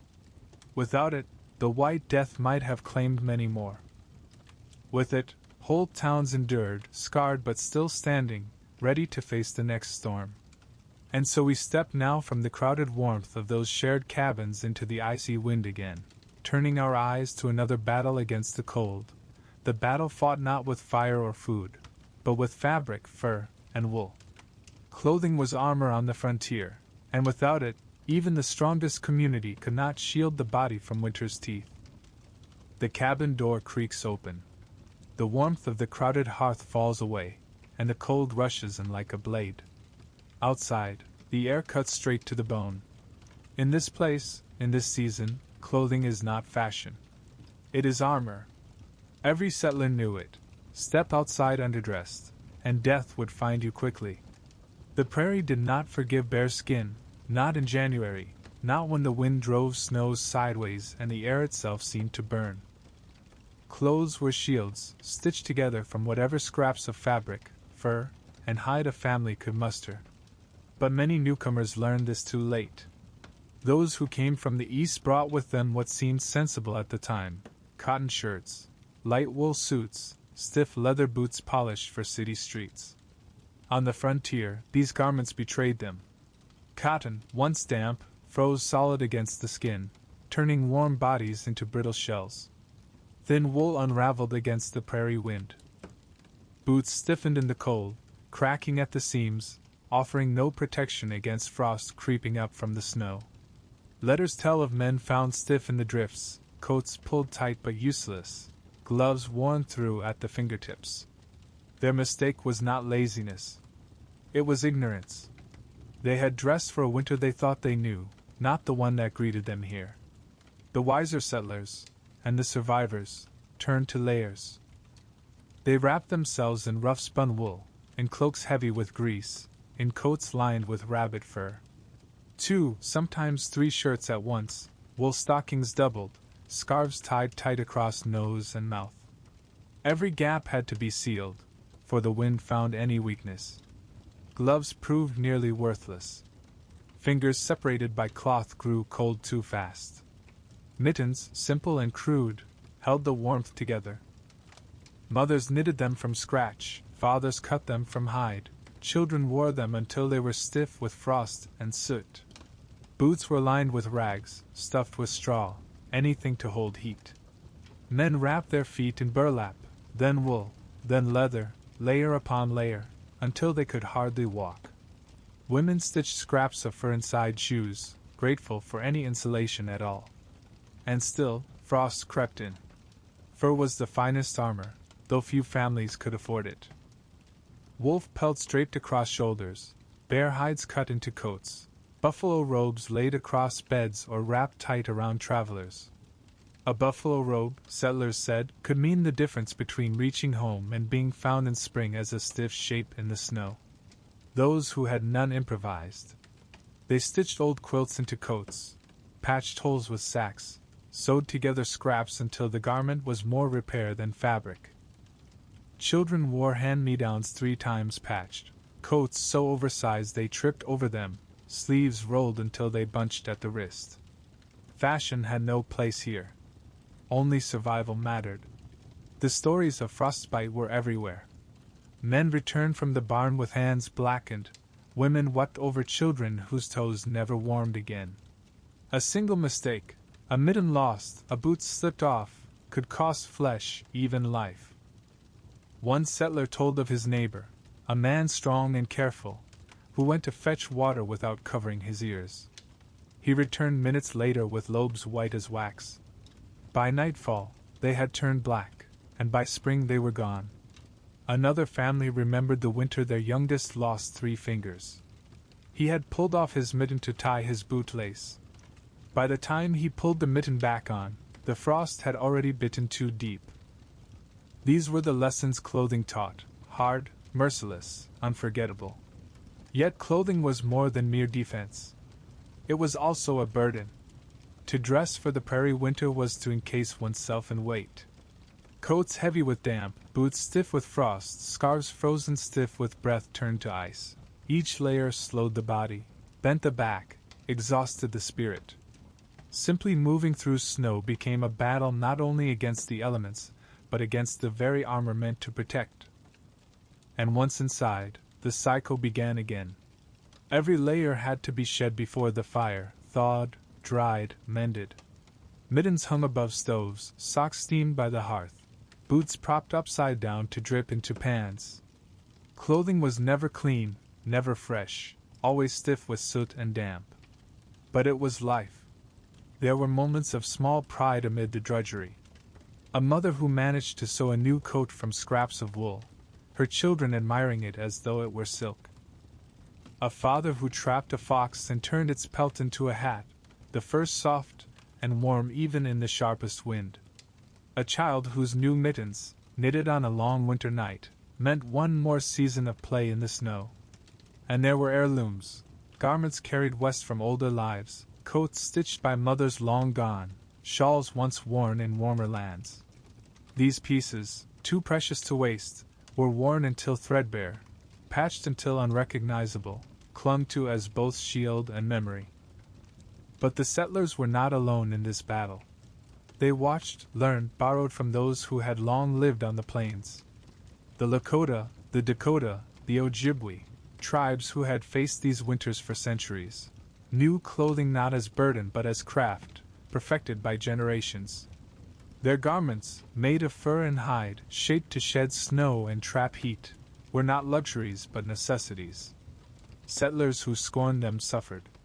Those who imitated them survived. We turn now to that wisdom, to the knowledge carried in every stitch of a rabbit skin mitten, every seam of a moccasin, every robe of buffalo hide. To the native ways of dressing that offered not only warmth but a model of resilience in the heart of the cold. The settlers wrapped themselves in patched wool and stiff boots, fighting frost with whatever scraps they could find. But beside them, on the same wind-swept plains, lived people who had endured these winters for centuries. For the Lakota, Dakota, Nakota, Ojibwe, and others, winter was no stranger. It was an old adversary, respected, prepared for, and met with knowledge passed from parent to child through countless generations.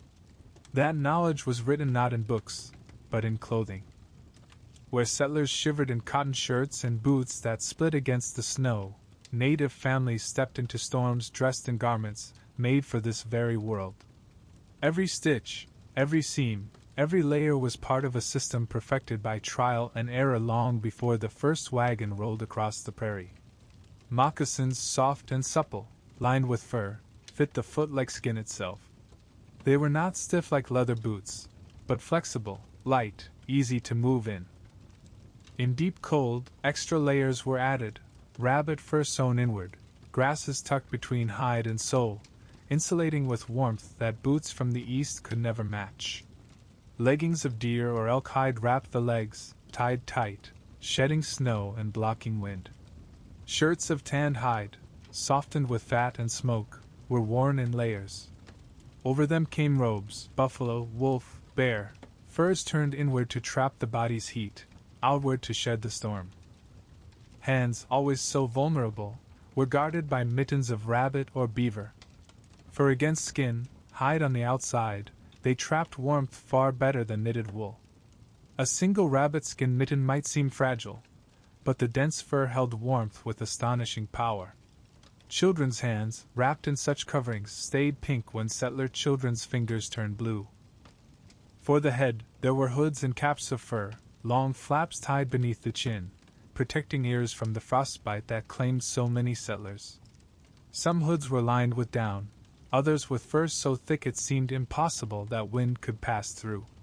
Women wore shawls of hide and fur, layered in graceful folds, their edges decorated with quillwork or beads, garments that were both functional and beautiful. Buffalo robes were the crown of winter protection. Thick, heavy, nearly indestructible, they wrapped around a body like a fortress of warmth. Hunters carried them on journeys, families spread them across beds, travelers wrapped them tight on sleds. A buffalo robe could mean the difference between death in a storm and safe return. Settlers who traded for them or received them from native neighbors often marveled at their effectiveness. "One robe is warmer than all the coats I brought from Chicago," one farmer admitted in a letter. It was not only the garments themselves but the way they were used. Clothing was layered and adapted with care. Snow was brushed away immediately, never allowed to melt into the fabric. Wet garments were dried by the fire before nightfall. Moccasins were stuffed with fresh grass or fur each morning, the old lining discarded, so that the feet stayed dry. Furs were softened and smoked to resist water, lasting season after season. Settlers, at first, scoffed at these practices. They clung to their wool, their stiff boots, their eastern habits. But as the winters wore on, they learned humility. Many admitted, sometimes reluctantly, that their neighbors' ways were wiser. Some began to copy them, sewing rabbit skin mittens, lining moccasins with scraps of fur, wrapping buffalo hides around their shoulders. Others traded for garments directly, grateful for every gift of warmth. The clothing carried more than utility. It carried meaning. Quillwork and beadwork adorned many garments, not merely decoration but story, patterns of family, of spirit, of memory. A robe might be painted with scenes of hunts, a pair of moccasins marked with designs handed down through generations. Clothing was heritage, identity, art, and prayer, all woven together. In each stitch, there was not only survival but pride. To wear such garments was not only to guard against the cold, but to walk clothed in history, in community, in the knowledge that one belonged to a people who had faced the white storms before and would face them again. Settlers saw this, and some envied it. Their own clothes, patched and ugly, carried no such beauty, only desperation. A child in a buffalo robe coat stitched with beads might survive the storm with warmth and with dignity, while a settler child in layers of wool and rags still shivered. The difference was more than physical. It was cultural, a reminder that the land had belonged to others long before, and that to live here required not conquest, but learning. There are stories of kindness shared in clothing. One Dakota woman, seeing a settler child shivering in thin cotton, pulled the rabbit-skin mittens from her own daughter's hands and pressed them into his. The boy's family never forgot. Another settler recalled how his neighbor traded him a buffalo robe during a storm, though he had nothing to give in return. He said only, "Your children must not freeze," and that was the end of it. These small moments, simple garments, given freely, meant survival. And they left marks deeper than frostbite, marks of memory that settlers carried long after the snow melted. In time, some frontier families began to blend the two worlds. Wool shirts beneath fur coats, eastern trousers tucked into moccasins, buffalo robes spread across bedsteads alongside patchwork quilts. Children grew up wearing a mix of homespun and hide, learning the wisdom of both traditions. The prairie demanded adaptation, and those who adapted most freely often endured the best. Even today, the lessons linger. Winter coats lined with fur, mittens instead of gloves, boots designed to trap warmth, all echo the wisdom of the first peoples of the plains. Their knowledge, born of centuries, remains stitched into the fabric of survival. So imagine yourself now, standing on the prairie as the wind rises. You wear moccasins lined with fur, a robe heavy across your shoulders, mittens soft with rabbit hair.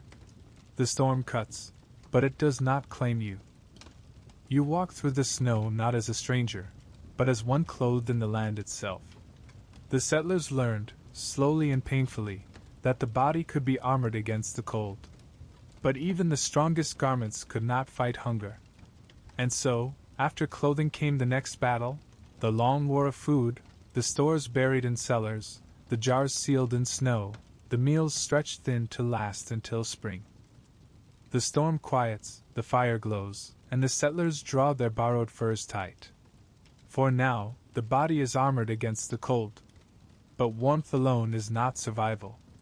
A man may be wrapped in the thickest buffalo robe, a child may sleep beneath a pile of quilts, yet if the belly goes empty, strength falters, breath weakens, and even the fiercest fire cannot sustain life. On the frontier, food was as precious as wood, and in winter it was guarded with the same fierce vigilance. Imagine a cabin in January. The stove crackles faintly, the air smells of smoke and beans, and beneath the floor lies the family's treasure, a root cellar dug deep into the earth, lined with stone or timber, its shelves stacked with the bounty of autumn. Potatoes, carrots, turnips, beets, heaped in baskets, wrapped in straw, stored in the cool dark. Jars of pickles and preserves, rows of apples shriveled but still sweet, crocks of sauerkraut sharp with the tang of fermentation.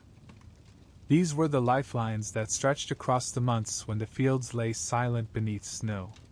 Each cellar was a measure of foresight, a testament to whether a family would see spring with bellies full or shrunken with hunger. The building of these stores began long before the first frost. In summer, families worked with relentless urgency, gardens tended, fields hoed, every hand, man, woman, child, called to the task of securing enough to last. Autumn brought the great gathering. Potatoes dug by the bushel, carrots yanked by their green tops, beets pulled heavy from the soil. Women filled jars with fruit, sugar if it could be spared, vinegar if it could be made. Pork was salted, beef smoked, corn dried and shelled. Nothing was wasted, nothing left to chance. For once the snow came, there would be no more harvest. Only the careful rationing of what had already been put away.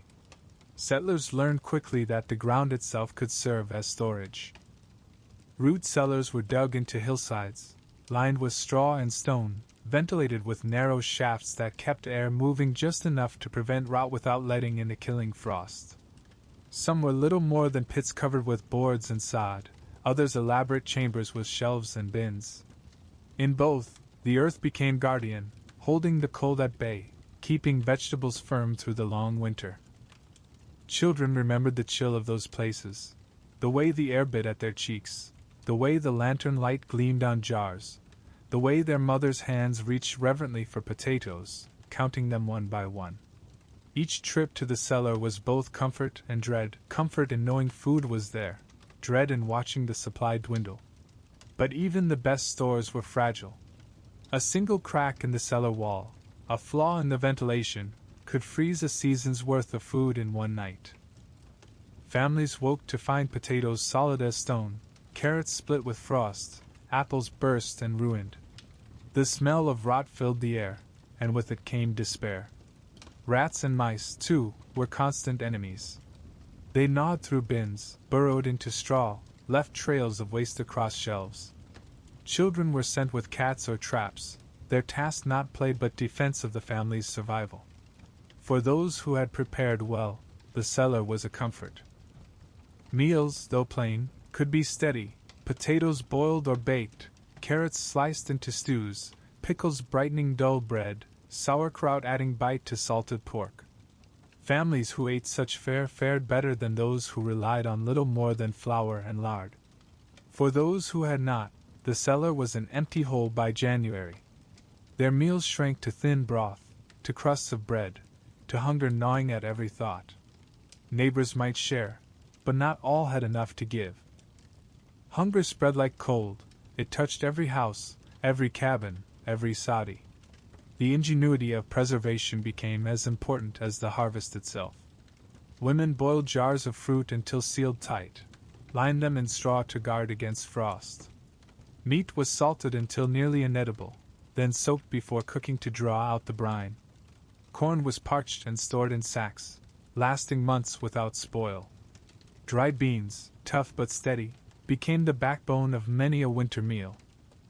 Some turned to fermentation, sauerkraut, pickled beets, cucumbers steeped in vinegar. These sharp flavors cut through the monotony of bread and stew, and more importantly, they preserved vital nutrients. Scurvy was a real fear in the frontier winter, and sauerkraut, with its tang of vitamin C, was as much medicine as food. Children, of course, felt the hunger most keenly. Their bellies were small, their appetites large, and the sameness of the meals weighed heavily on them. They longed for sweetness, for fruit, for cakes, for the treats of autumn fairs. Mothers tried to ease this with apple preserves, with molasses drizzled on bread, with dried berries hidden in porridge. These small kindnesses mattered. In the bleak midwinter, a spoonful of sweetness could lift the spirit more than 100 sermons. Yet even with full cellars, there was no guarantee. A hard winter stretched longer than expected, a thaw spoiled stores, sickness consumed strength. Families rationed carefully, measuring out portions, teaching children to leave plates clean. Waste was a sin, indulgence a danger. Every meal was a calculation, eat well tonight, or save for tomorrow. And always the question, would it last? Neighbors again became vital. Some traded potatoes for flour, others beans for pork, others sugar for milk. The barter of food bound communities together, as surely as the sharing of fire. A family with empty shelves might find their cellar filled with gifts from others, small sacks left at doors, jars passed hand to hand. The debt was not written, not counted. It was survival shared, to be repaid when fortune allowed. But when stores failed entirely, desperation returned. Families boiled bones for broth, scraped the fat from barrels, even ate the seed grain meant for spring planting. To eat the seed was to mortgage the future for the present, a choice made only when there was no other way. And yet many made it, because hunger allowed no patience. The stories linger. A boy recalled his mother weeping as she boiled the last handful of cornmeal, knowing there was nothing after.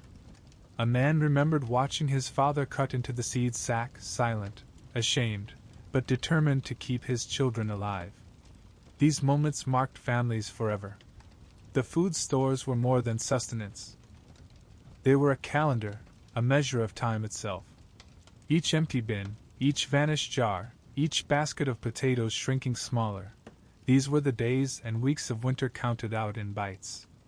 Families could track the season not by the sun or the snow, but by the shelves of their cellars. And when at last spring came, when the final potatoes were gone, when the jars were empty, when the barrels were bare, and yet the family still lived, then they counted themselves blessed beyond measure. The cold had been endured with clothing, the hunger staved with cellars. But food was more than roots and salt. It was also craft, preservation, fermentation, ingenuity. To carry life through winter meant not the storm quiets, the fire glows, and the settlers draw their borrowed furs tight. For now, the body is armored against the cold. But warmth alone is not survival. A man may be wrapped in the thickest buffalo robe, a child may sleep beneath a pile of quilts, yet if the belly goes empty, strength falters, breath weakens, and even the cellar door closes behind you, and the smell of earth and straw fades. Above, the cabin hums with another kind of work, the alchemy of survival. If the root cellar was the bank of the prairie family, then the kitchen was the workshop, where the raw gifts of autumn were transformed into food that might endure the hunger of February. Preservation was more than necessity. It was ritual, craft, and sometimes miracle.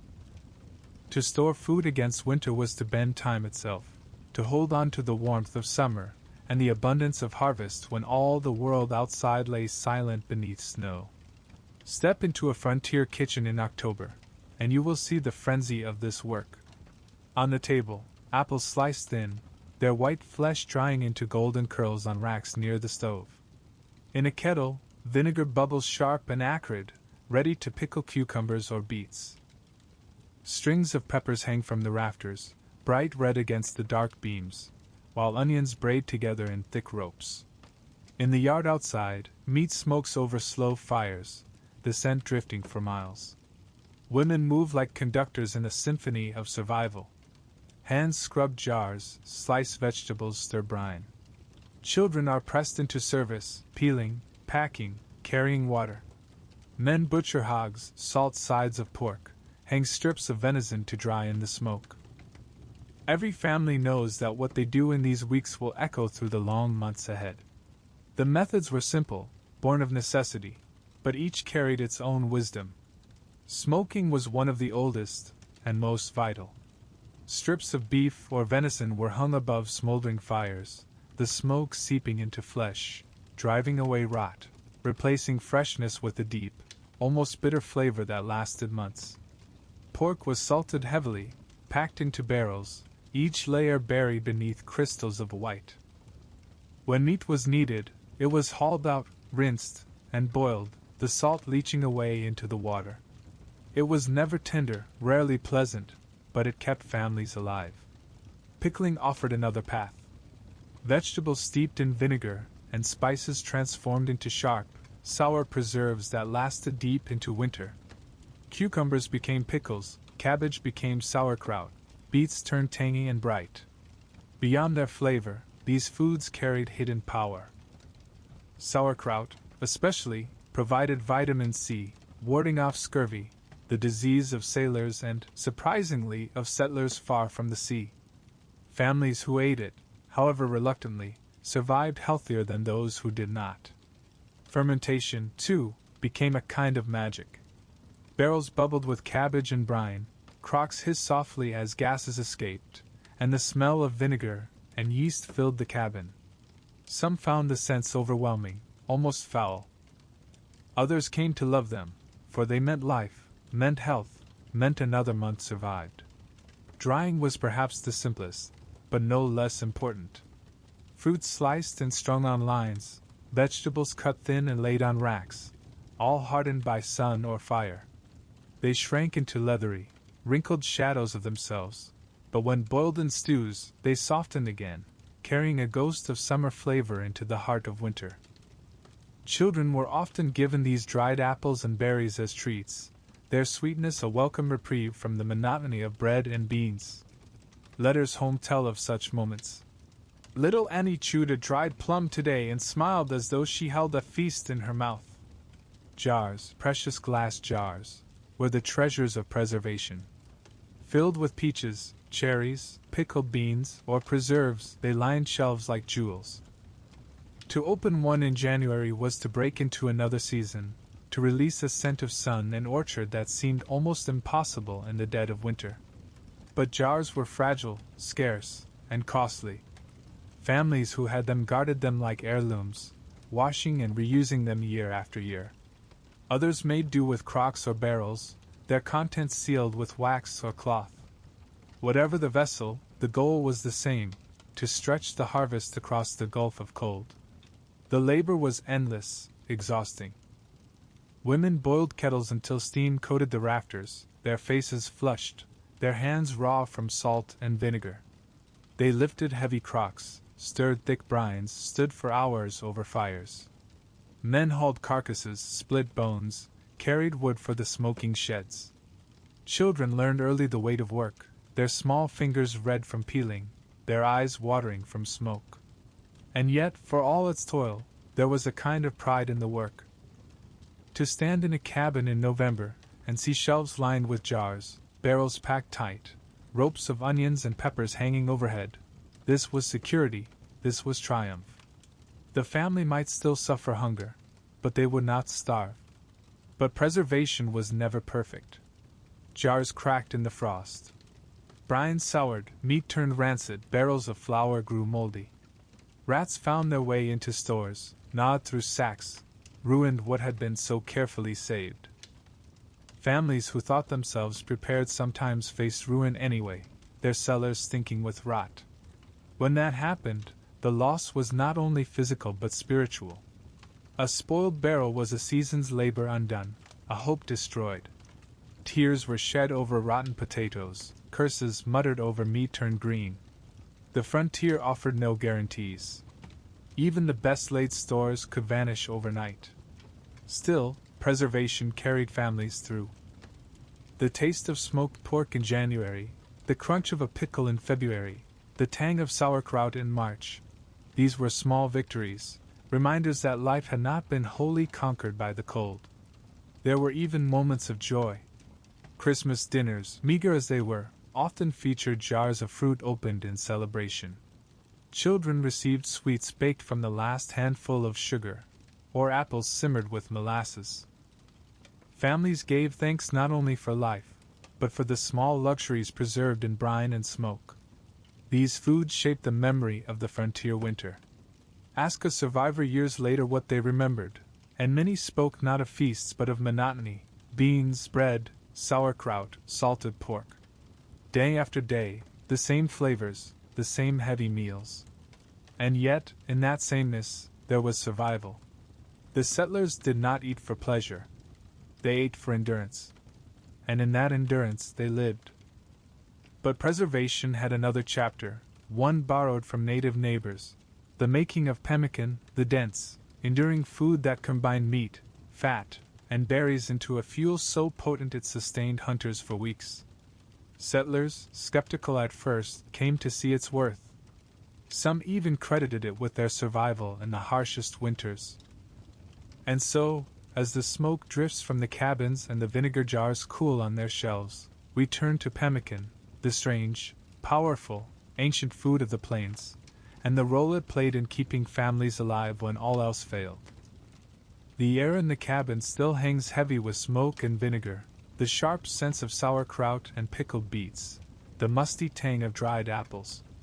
These were the tastes of the settlers' winter, useful, filling, but never enough. The meals carried them, but only just, and the monotony wore on the spirit as much as the hunger gnawed at the body. And yet, out on the plains, there was another food, one older than the cabins, older than the towns, older even than the railroads that carried settlers west. A food born from the buffalo, perfected by generations, carried by hunters, warriors, mothers, children.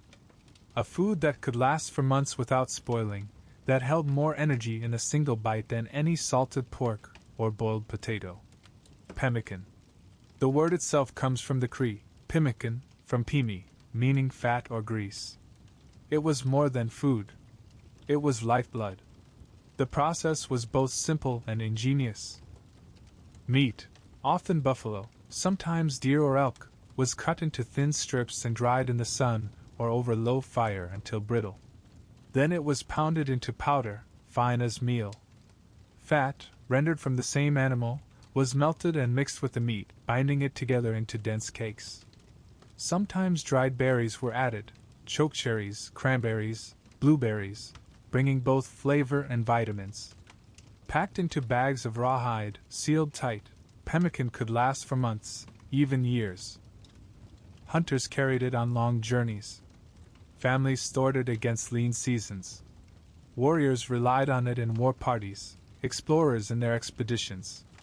It was, in every sense, a survival food, compact, durable, nourishing beyond measure.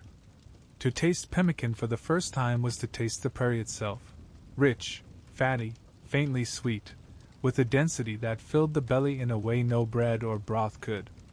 Settlers, at first, often turned up their noses.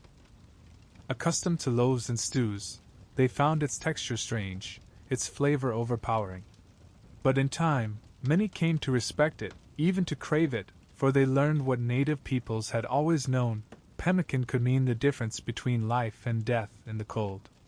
Imagine a family in January, their root cellar nearly bare, their jars empty, their salted pork gone.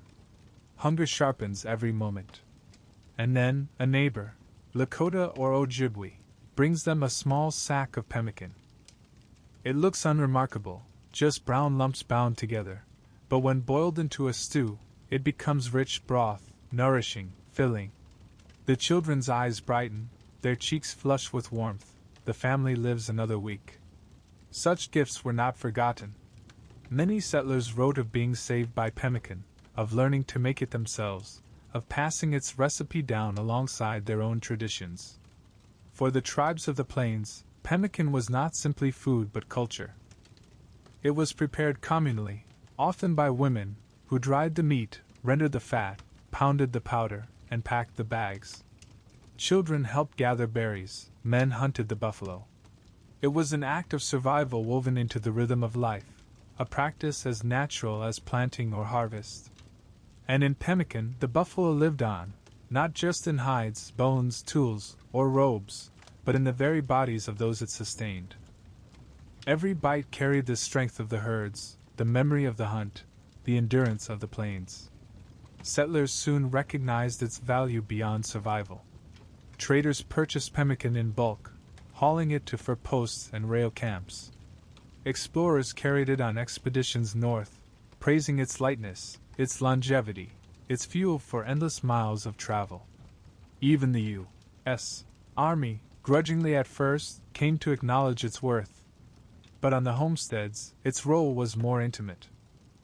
It was the food of hunger's edge, the food that appeared when other stores had failed, the food that carried families through the last desperate weeks before spring. There are diary entries that speak to this.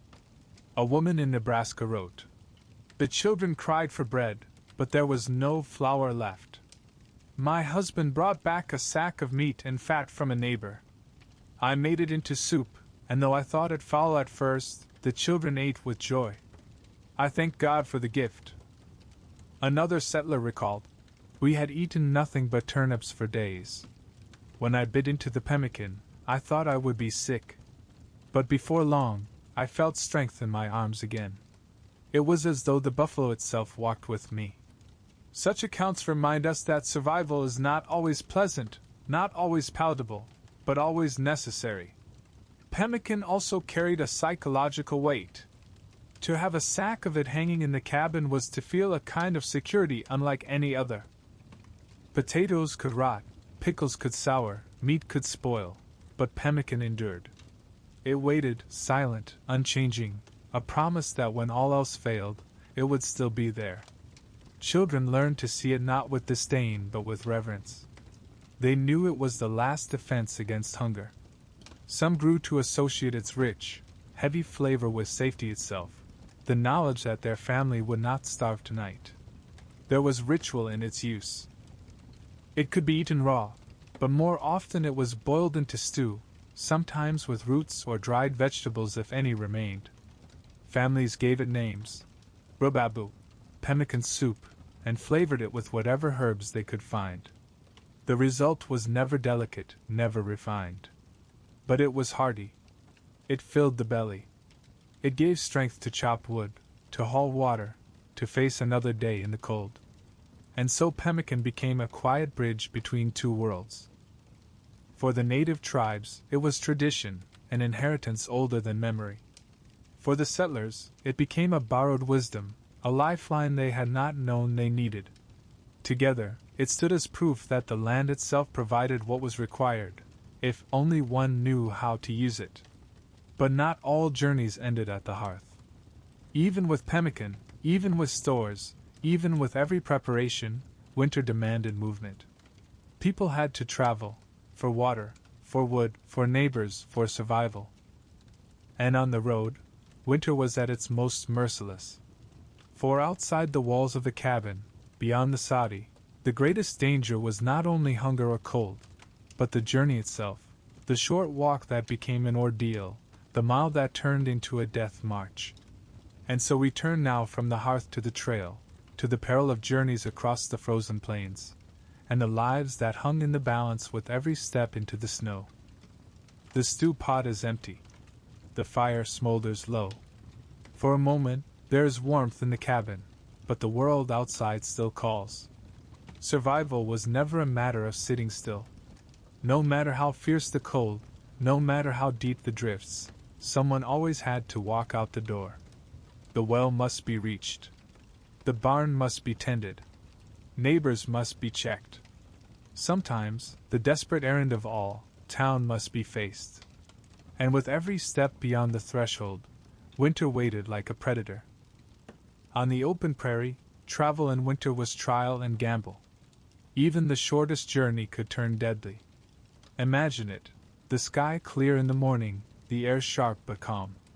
A man hitches his horse, or straps on his boots, meaning only to ride a mile to fetch flour, or to walk half a mile to check on kin.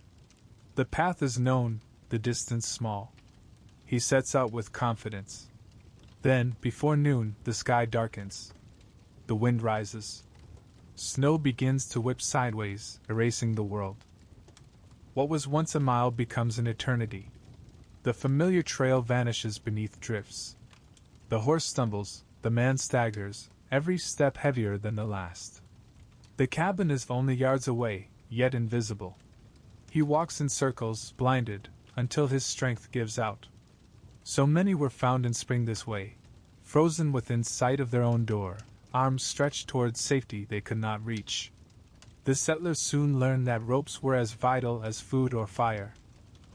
Families tied them from door to barn, from barn to well, from house to neighbor. Travelers looped them around their waists, holding fast as they groped through storms. Without them, the road, whether 10 steps or 10 miles, was treacherous beyond measure. But even ropes could fail. A knot slipped, a hand froze, a gust tore the line free. And when the rope was gone, so was the way home. One story tells of Charles Wallace, a man caught in a storm on the prairie. He had set out for town, believing the weather would hold. Hours later, he was staggering blind, his horse lost, his body numb. He stumbled upon a haystack and burrowed inside, clinging to life through the night. In the morning, half frozen, he crawled out, his face blackened with frostbite. He lived, but at the cost of fingers and toes. His neighbors said he was never the same, walking with a limp, his hands twisted and scarred. Others were not so lucky. A farmer's son, no more than 12, was sent to bring water from the creek. The storm rose suddenly, the rope was not tied, and he vanished. His body was found weeks later, curled beneath the drift, the bucket still in his hand. A woman, desperate to fetch help for her sick husband, set out toward a neighbor's cabin a mile away. The storm swallowed her. By the time she was found, she had frozen where she fell, only a quarter-mile from her goal. Her husband died alone. Journeys by wagon were no safer. Wheels froze, axles cracked, horses stumbled and collapsed in the snow.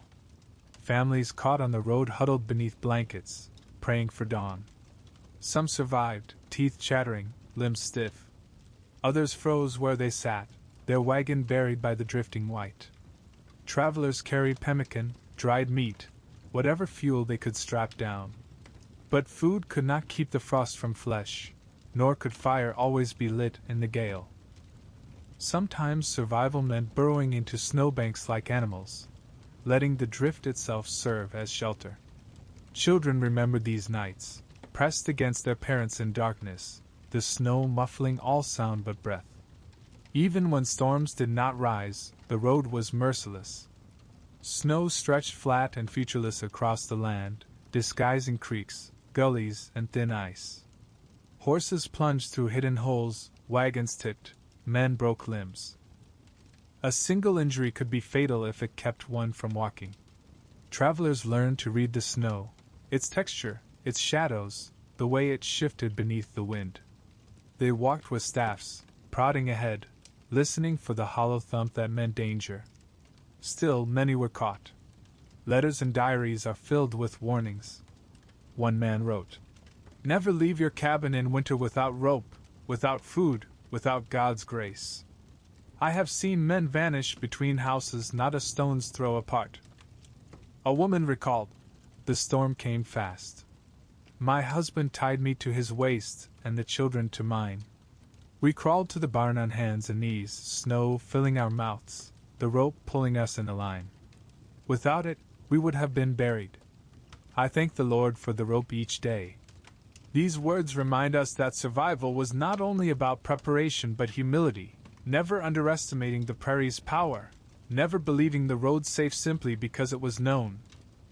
And yet, for all the terror of the road, it was necessary. Families could not wall themselves in forever.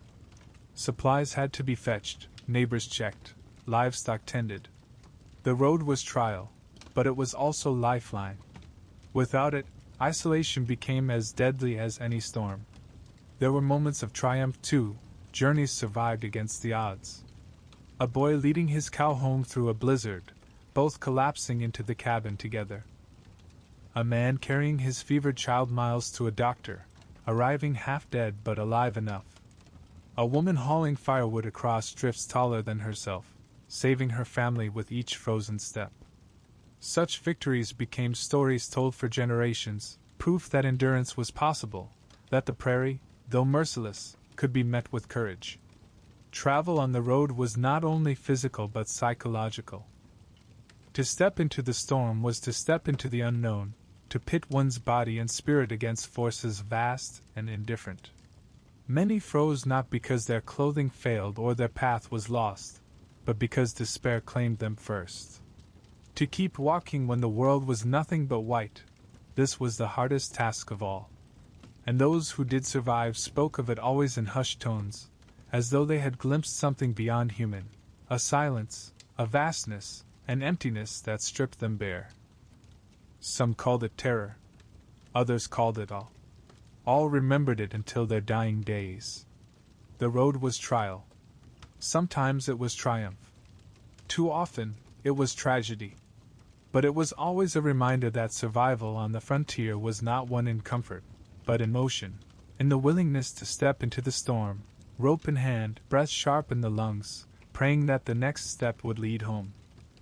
But even when the road was endured, even when the cabin was reached, another battle waited inside, a battle not of body but of mind. For the prairie winter was not only cold, not only hunger, not only storm. It was also silence, darkness, loneliness, a weight that pressed on the soul as surely as frost pressed on the skin. And so we turn now to that quiet, relentless trial, the winter mind, and the struggle for sanity and spirit in a season that seemed endless. The door closes against the storm. The rope is untied, the snow brushed from coats, the fire coaxed back to life. For a time, there is relief, warmth, food, shelter. Yet in the silence that follows, another kind of battle begins, not with frost or hunger, but with the mind itself. For winter on the frontier was not only a test of the body, it was a siege of the spirit. Imagine the days stretching on, the light fading early, the nights unending. Outside, the prairie lies buried beneath drifts, white and featureless, horizon erased. Inside, the cabin is dim, the air heavy with smoke, the walls pressing close. A family might spend weeks without seeing another soul, cut off by storms, by distance, by silence. The mind begins to bend beneath such weight. Settlers spoke often of the cold, the hunger, the storms. Less often did they speak of the loneliness. Yet it was loneliness, as much as any blizzard, that broke people. A man might rise each morning, split wood, feed animals, haul water, his body moving, his spirit stagnant. A woman might cook the same meals, mend the same clothes, hush the same children's cries, day after day, with no change, no end in sight. Children, restless and trapped, played the same games in the same cramped space, their laughter fading into boredom, then into quarrels. The silence grew thick, pressing into every thought. Outside, only wind. Inside, only the crackle of fire, the cough of smoke, the murmur of voices one had heard 1,000 times already. The mind longed for something, anything, beyond it. Darkness deepened the trial. Winter nights stretched 12, 14 hours, broken only by the dim glow of firelight. Lantern oil was scarce, candles hoarded, so often families sat in near darkness, their faces shadows, their words hushed.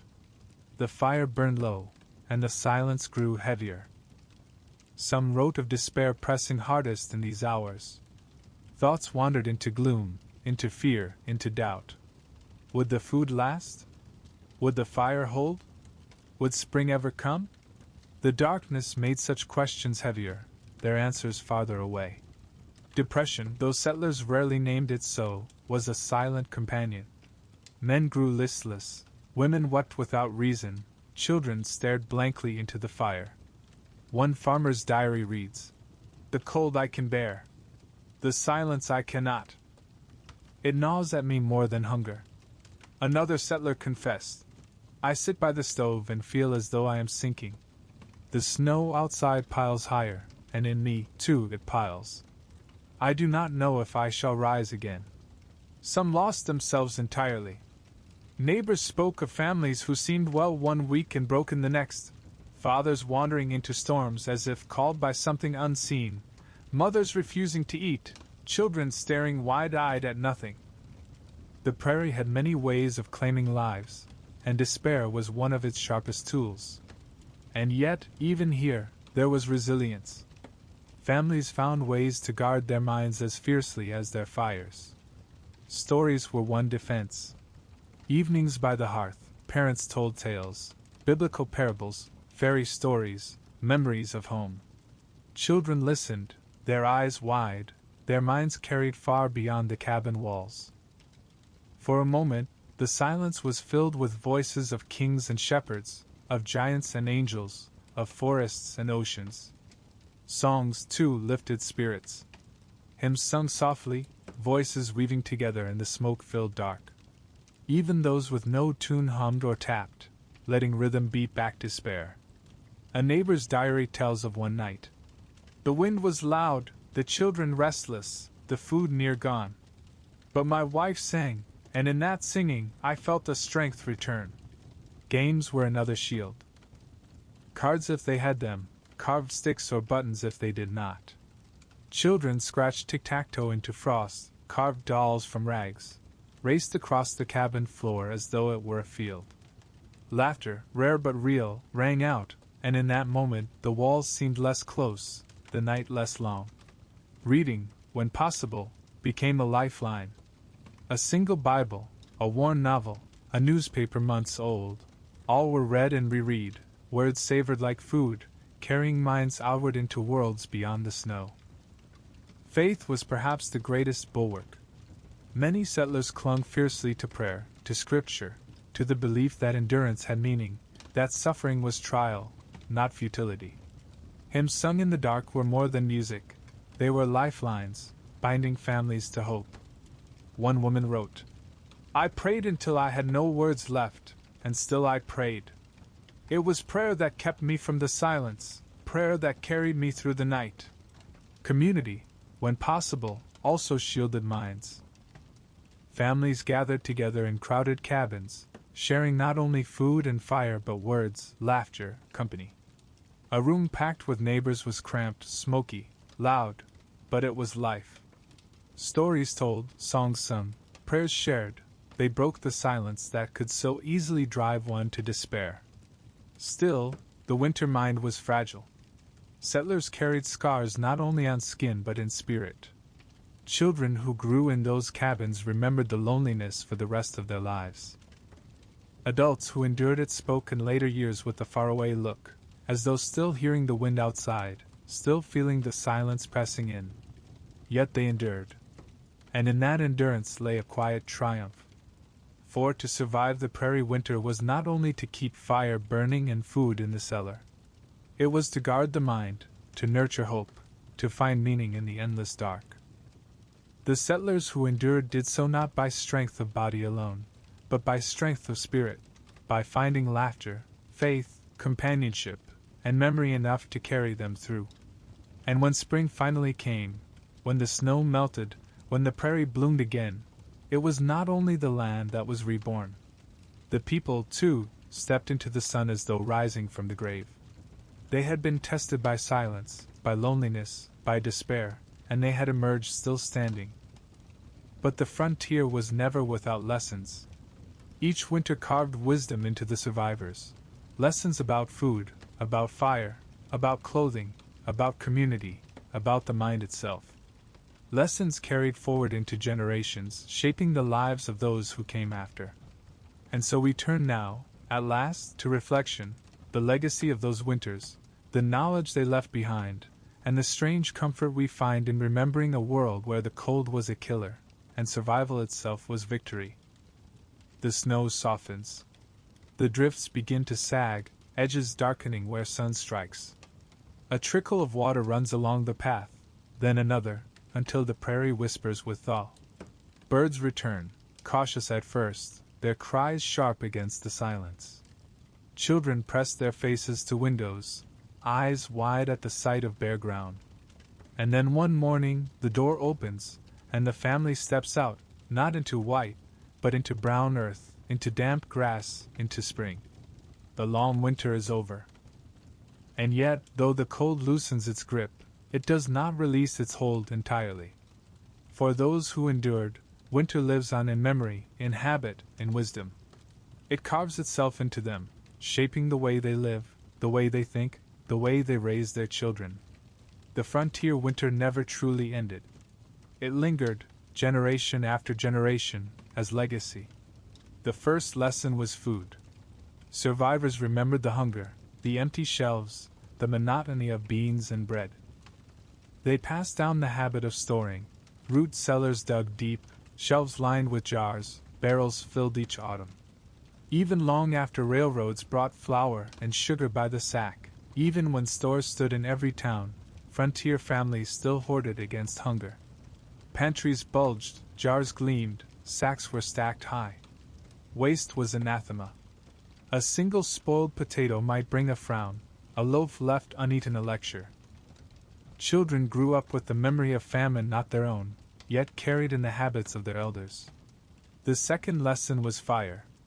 The memory of dwindling woodpiles and smoky stoves lived on in stories told at hearthsides. Families taught their children never to let a fire die, never to underestimate the cold, never to forget the value of fuel. Even when coal and later oil came to replace wood and dung, the reverence for heat remained. To sit by a glowing stove was not mere comfort, it was victory, remembrance, gratitude. The third lesson was clothing.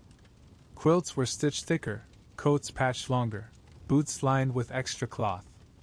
Mothers told daughters, "Better too many layers than too few." Fathers told sons, "Never go out without a hat." These sayings, born of frostbite and frozen nights, lingered as folklore long after their necessity faded.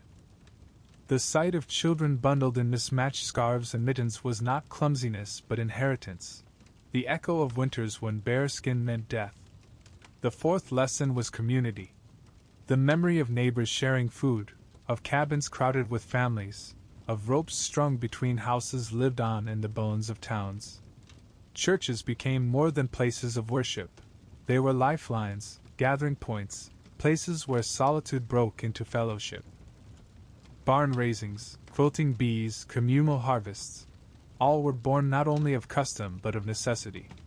Togetherness had been survival, and even when survival was easier, togetherness remained tradition. And then there was the most elusive lesson of all, the mind. Those who endured remembered the silence, the darkness, the weight of isolation. They taught their children to fill the long hours with stories, with song, with prayer. They carried forward the understanding that survival was not only of the body, but of the spirit.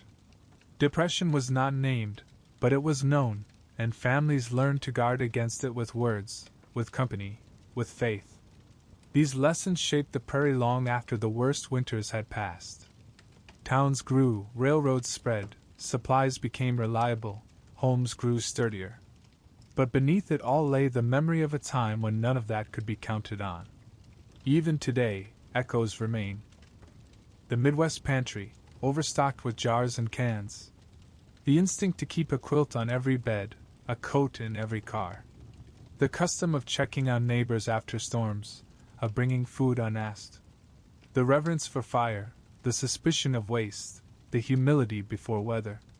All of these are the legacy of those who once fought winters with sod walls, borrowed heat, and faith alone. And so, standing here at the thaw, looking back across the frozen journey, we see not only the suffering, but the endurance. The settlers who bent beneath the cold, who learned from the tribes, who burned their wagons, who sang in smoke-filled cabins, who watched their children vanish into storms, who clung to hope in silence. They gave more than stories. They gave lessons that ripple still through time. The frontier winter was merciless. It killed without hesitation, without remorse. But those who endured it left behind something stronger than death: memory, wisdom, resilience. A century ago, the cold was a killer. Now we fight it with the turn of a thermostat, the flip of a switch, the hum of a furnace.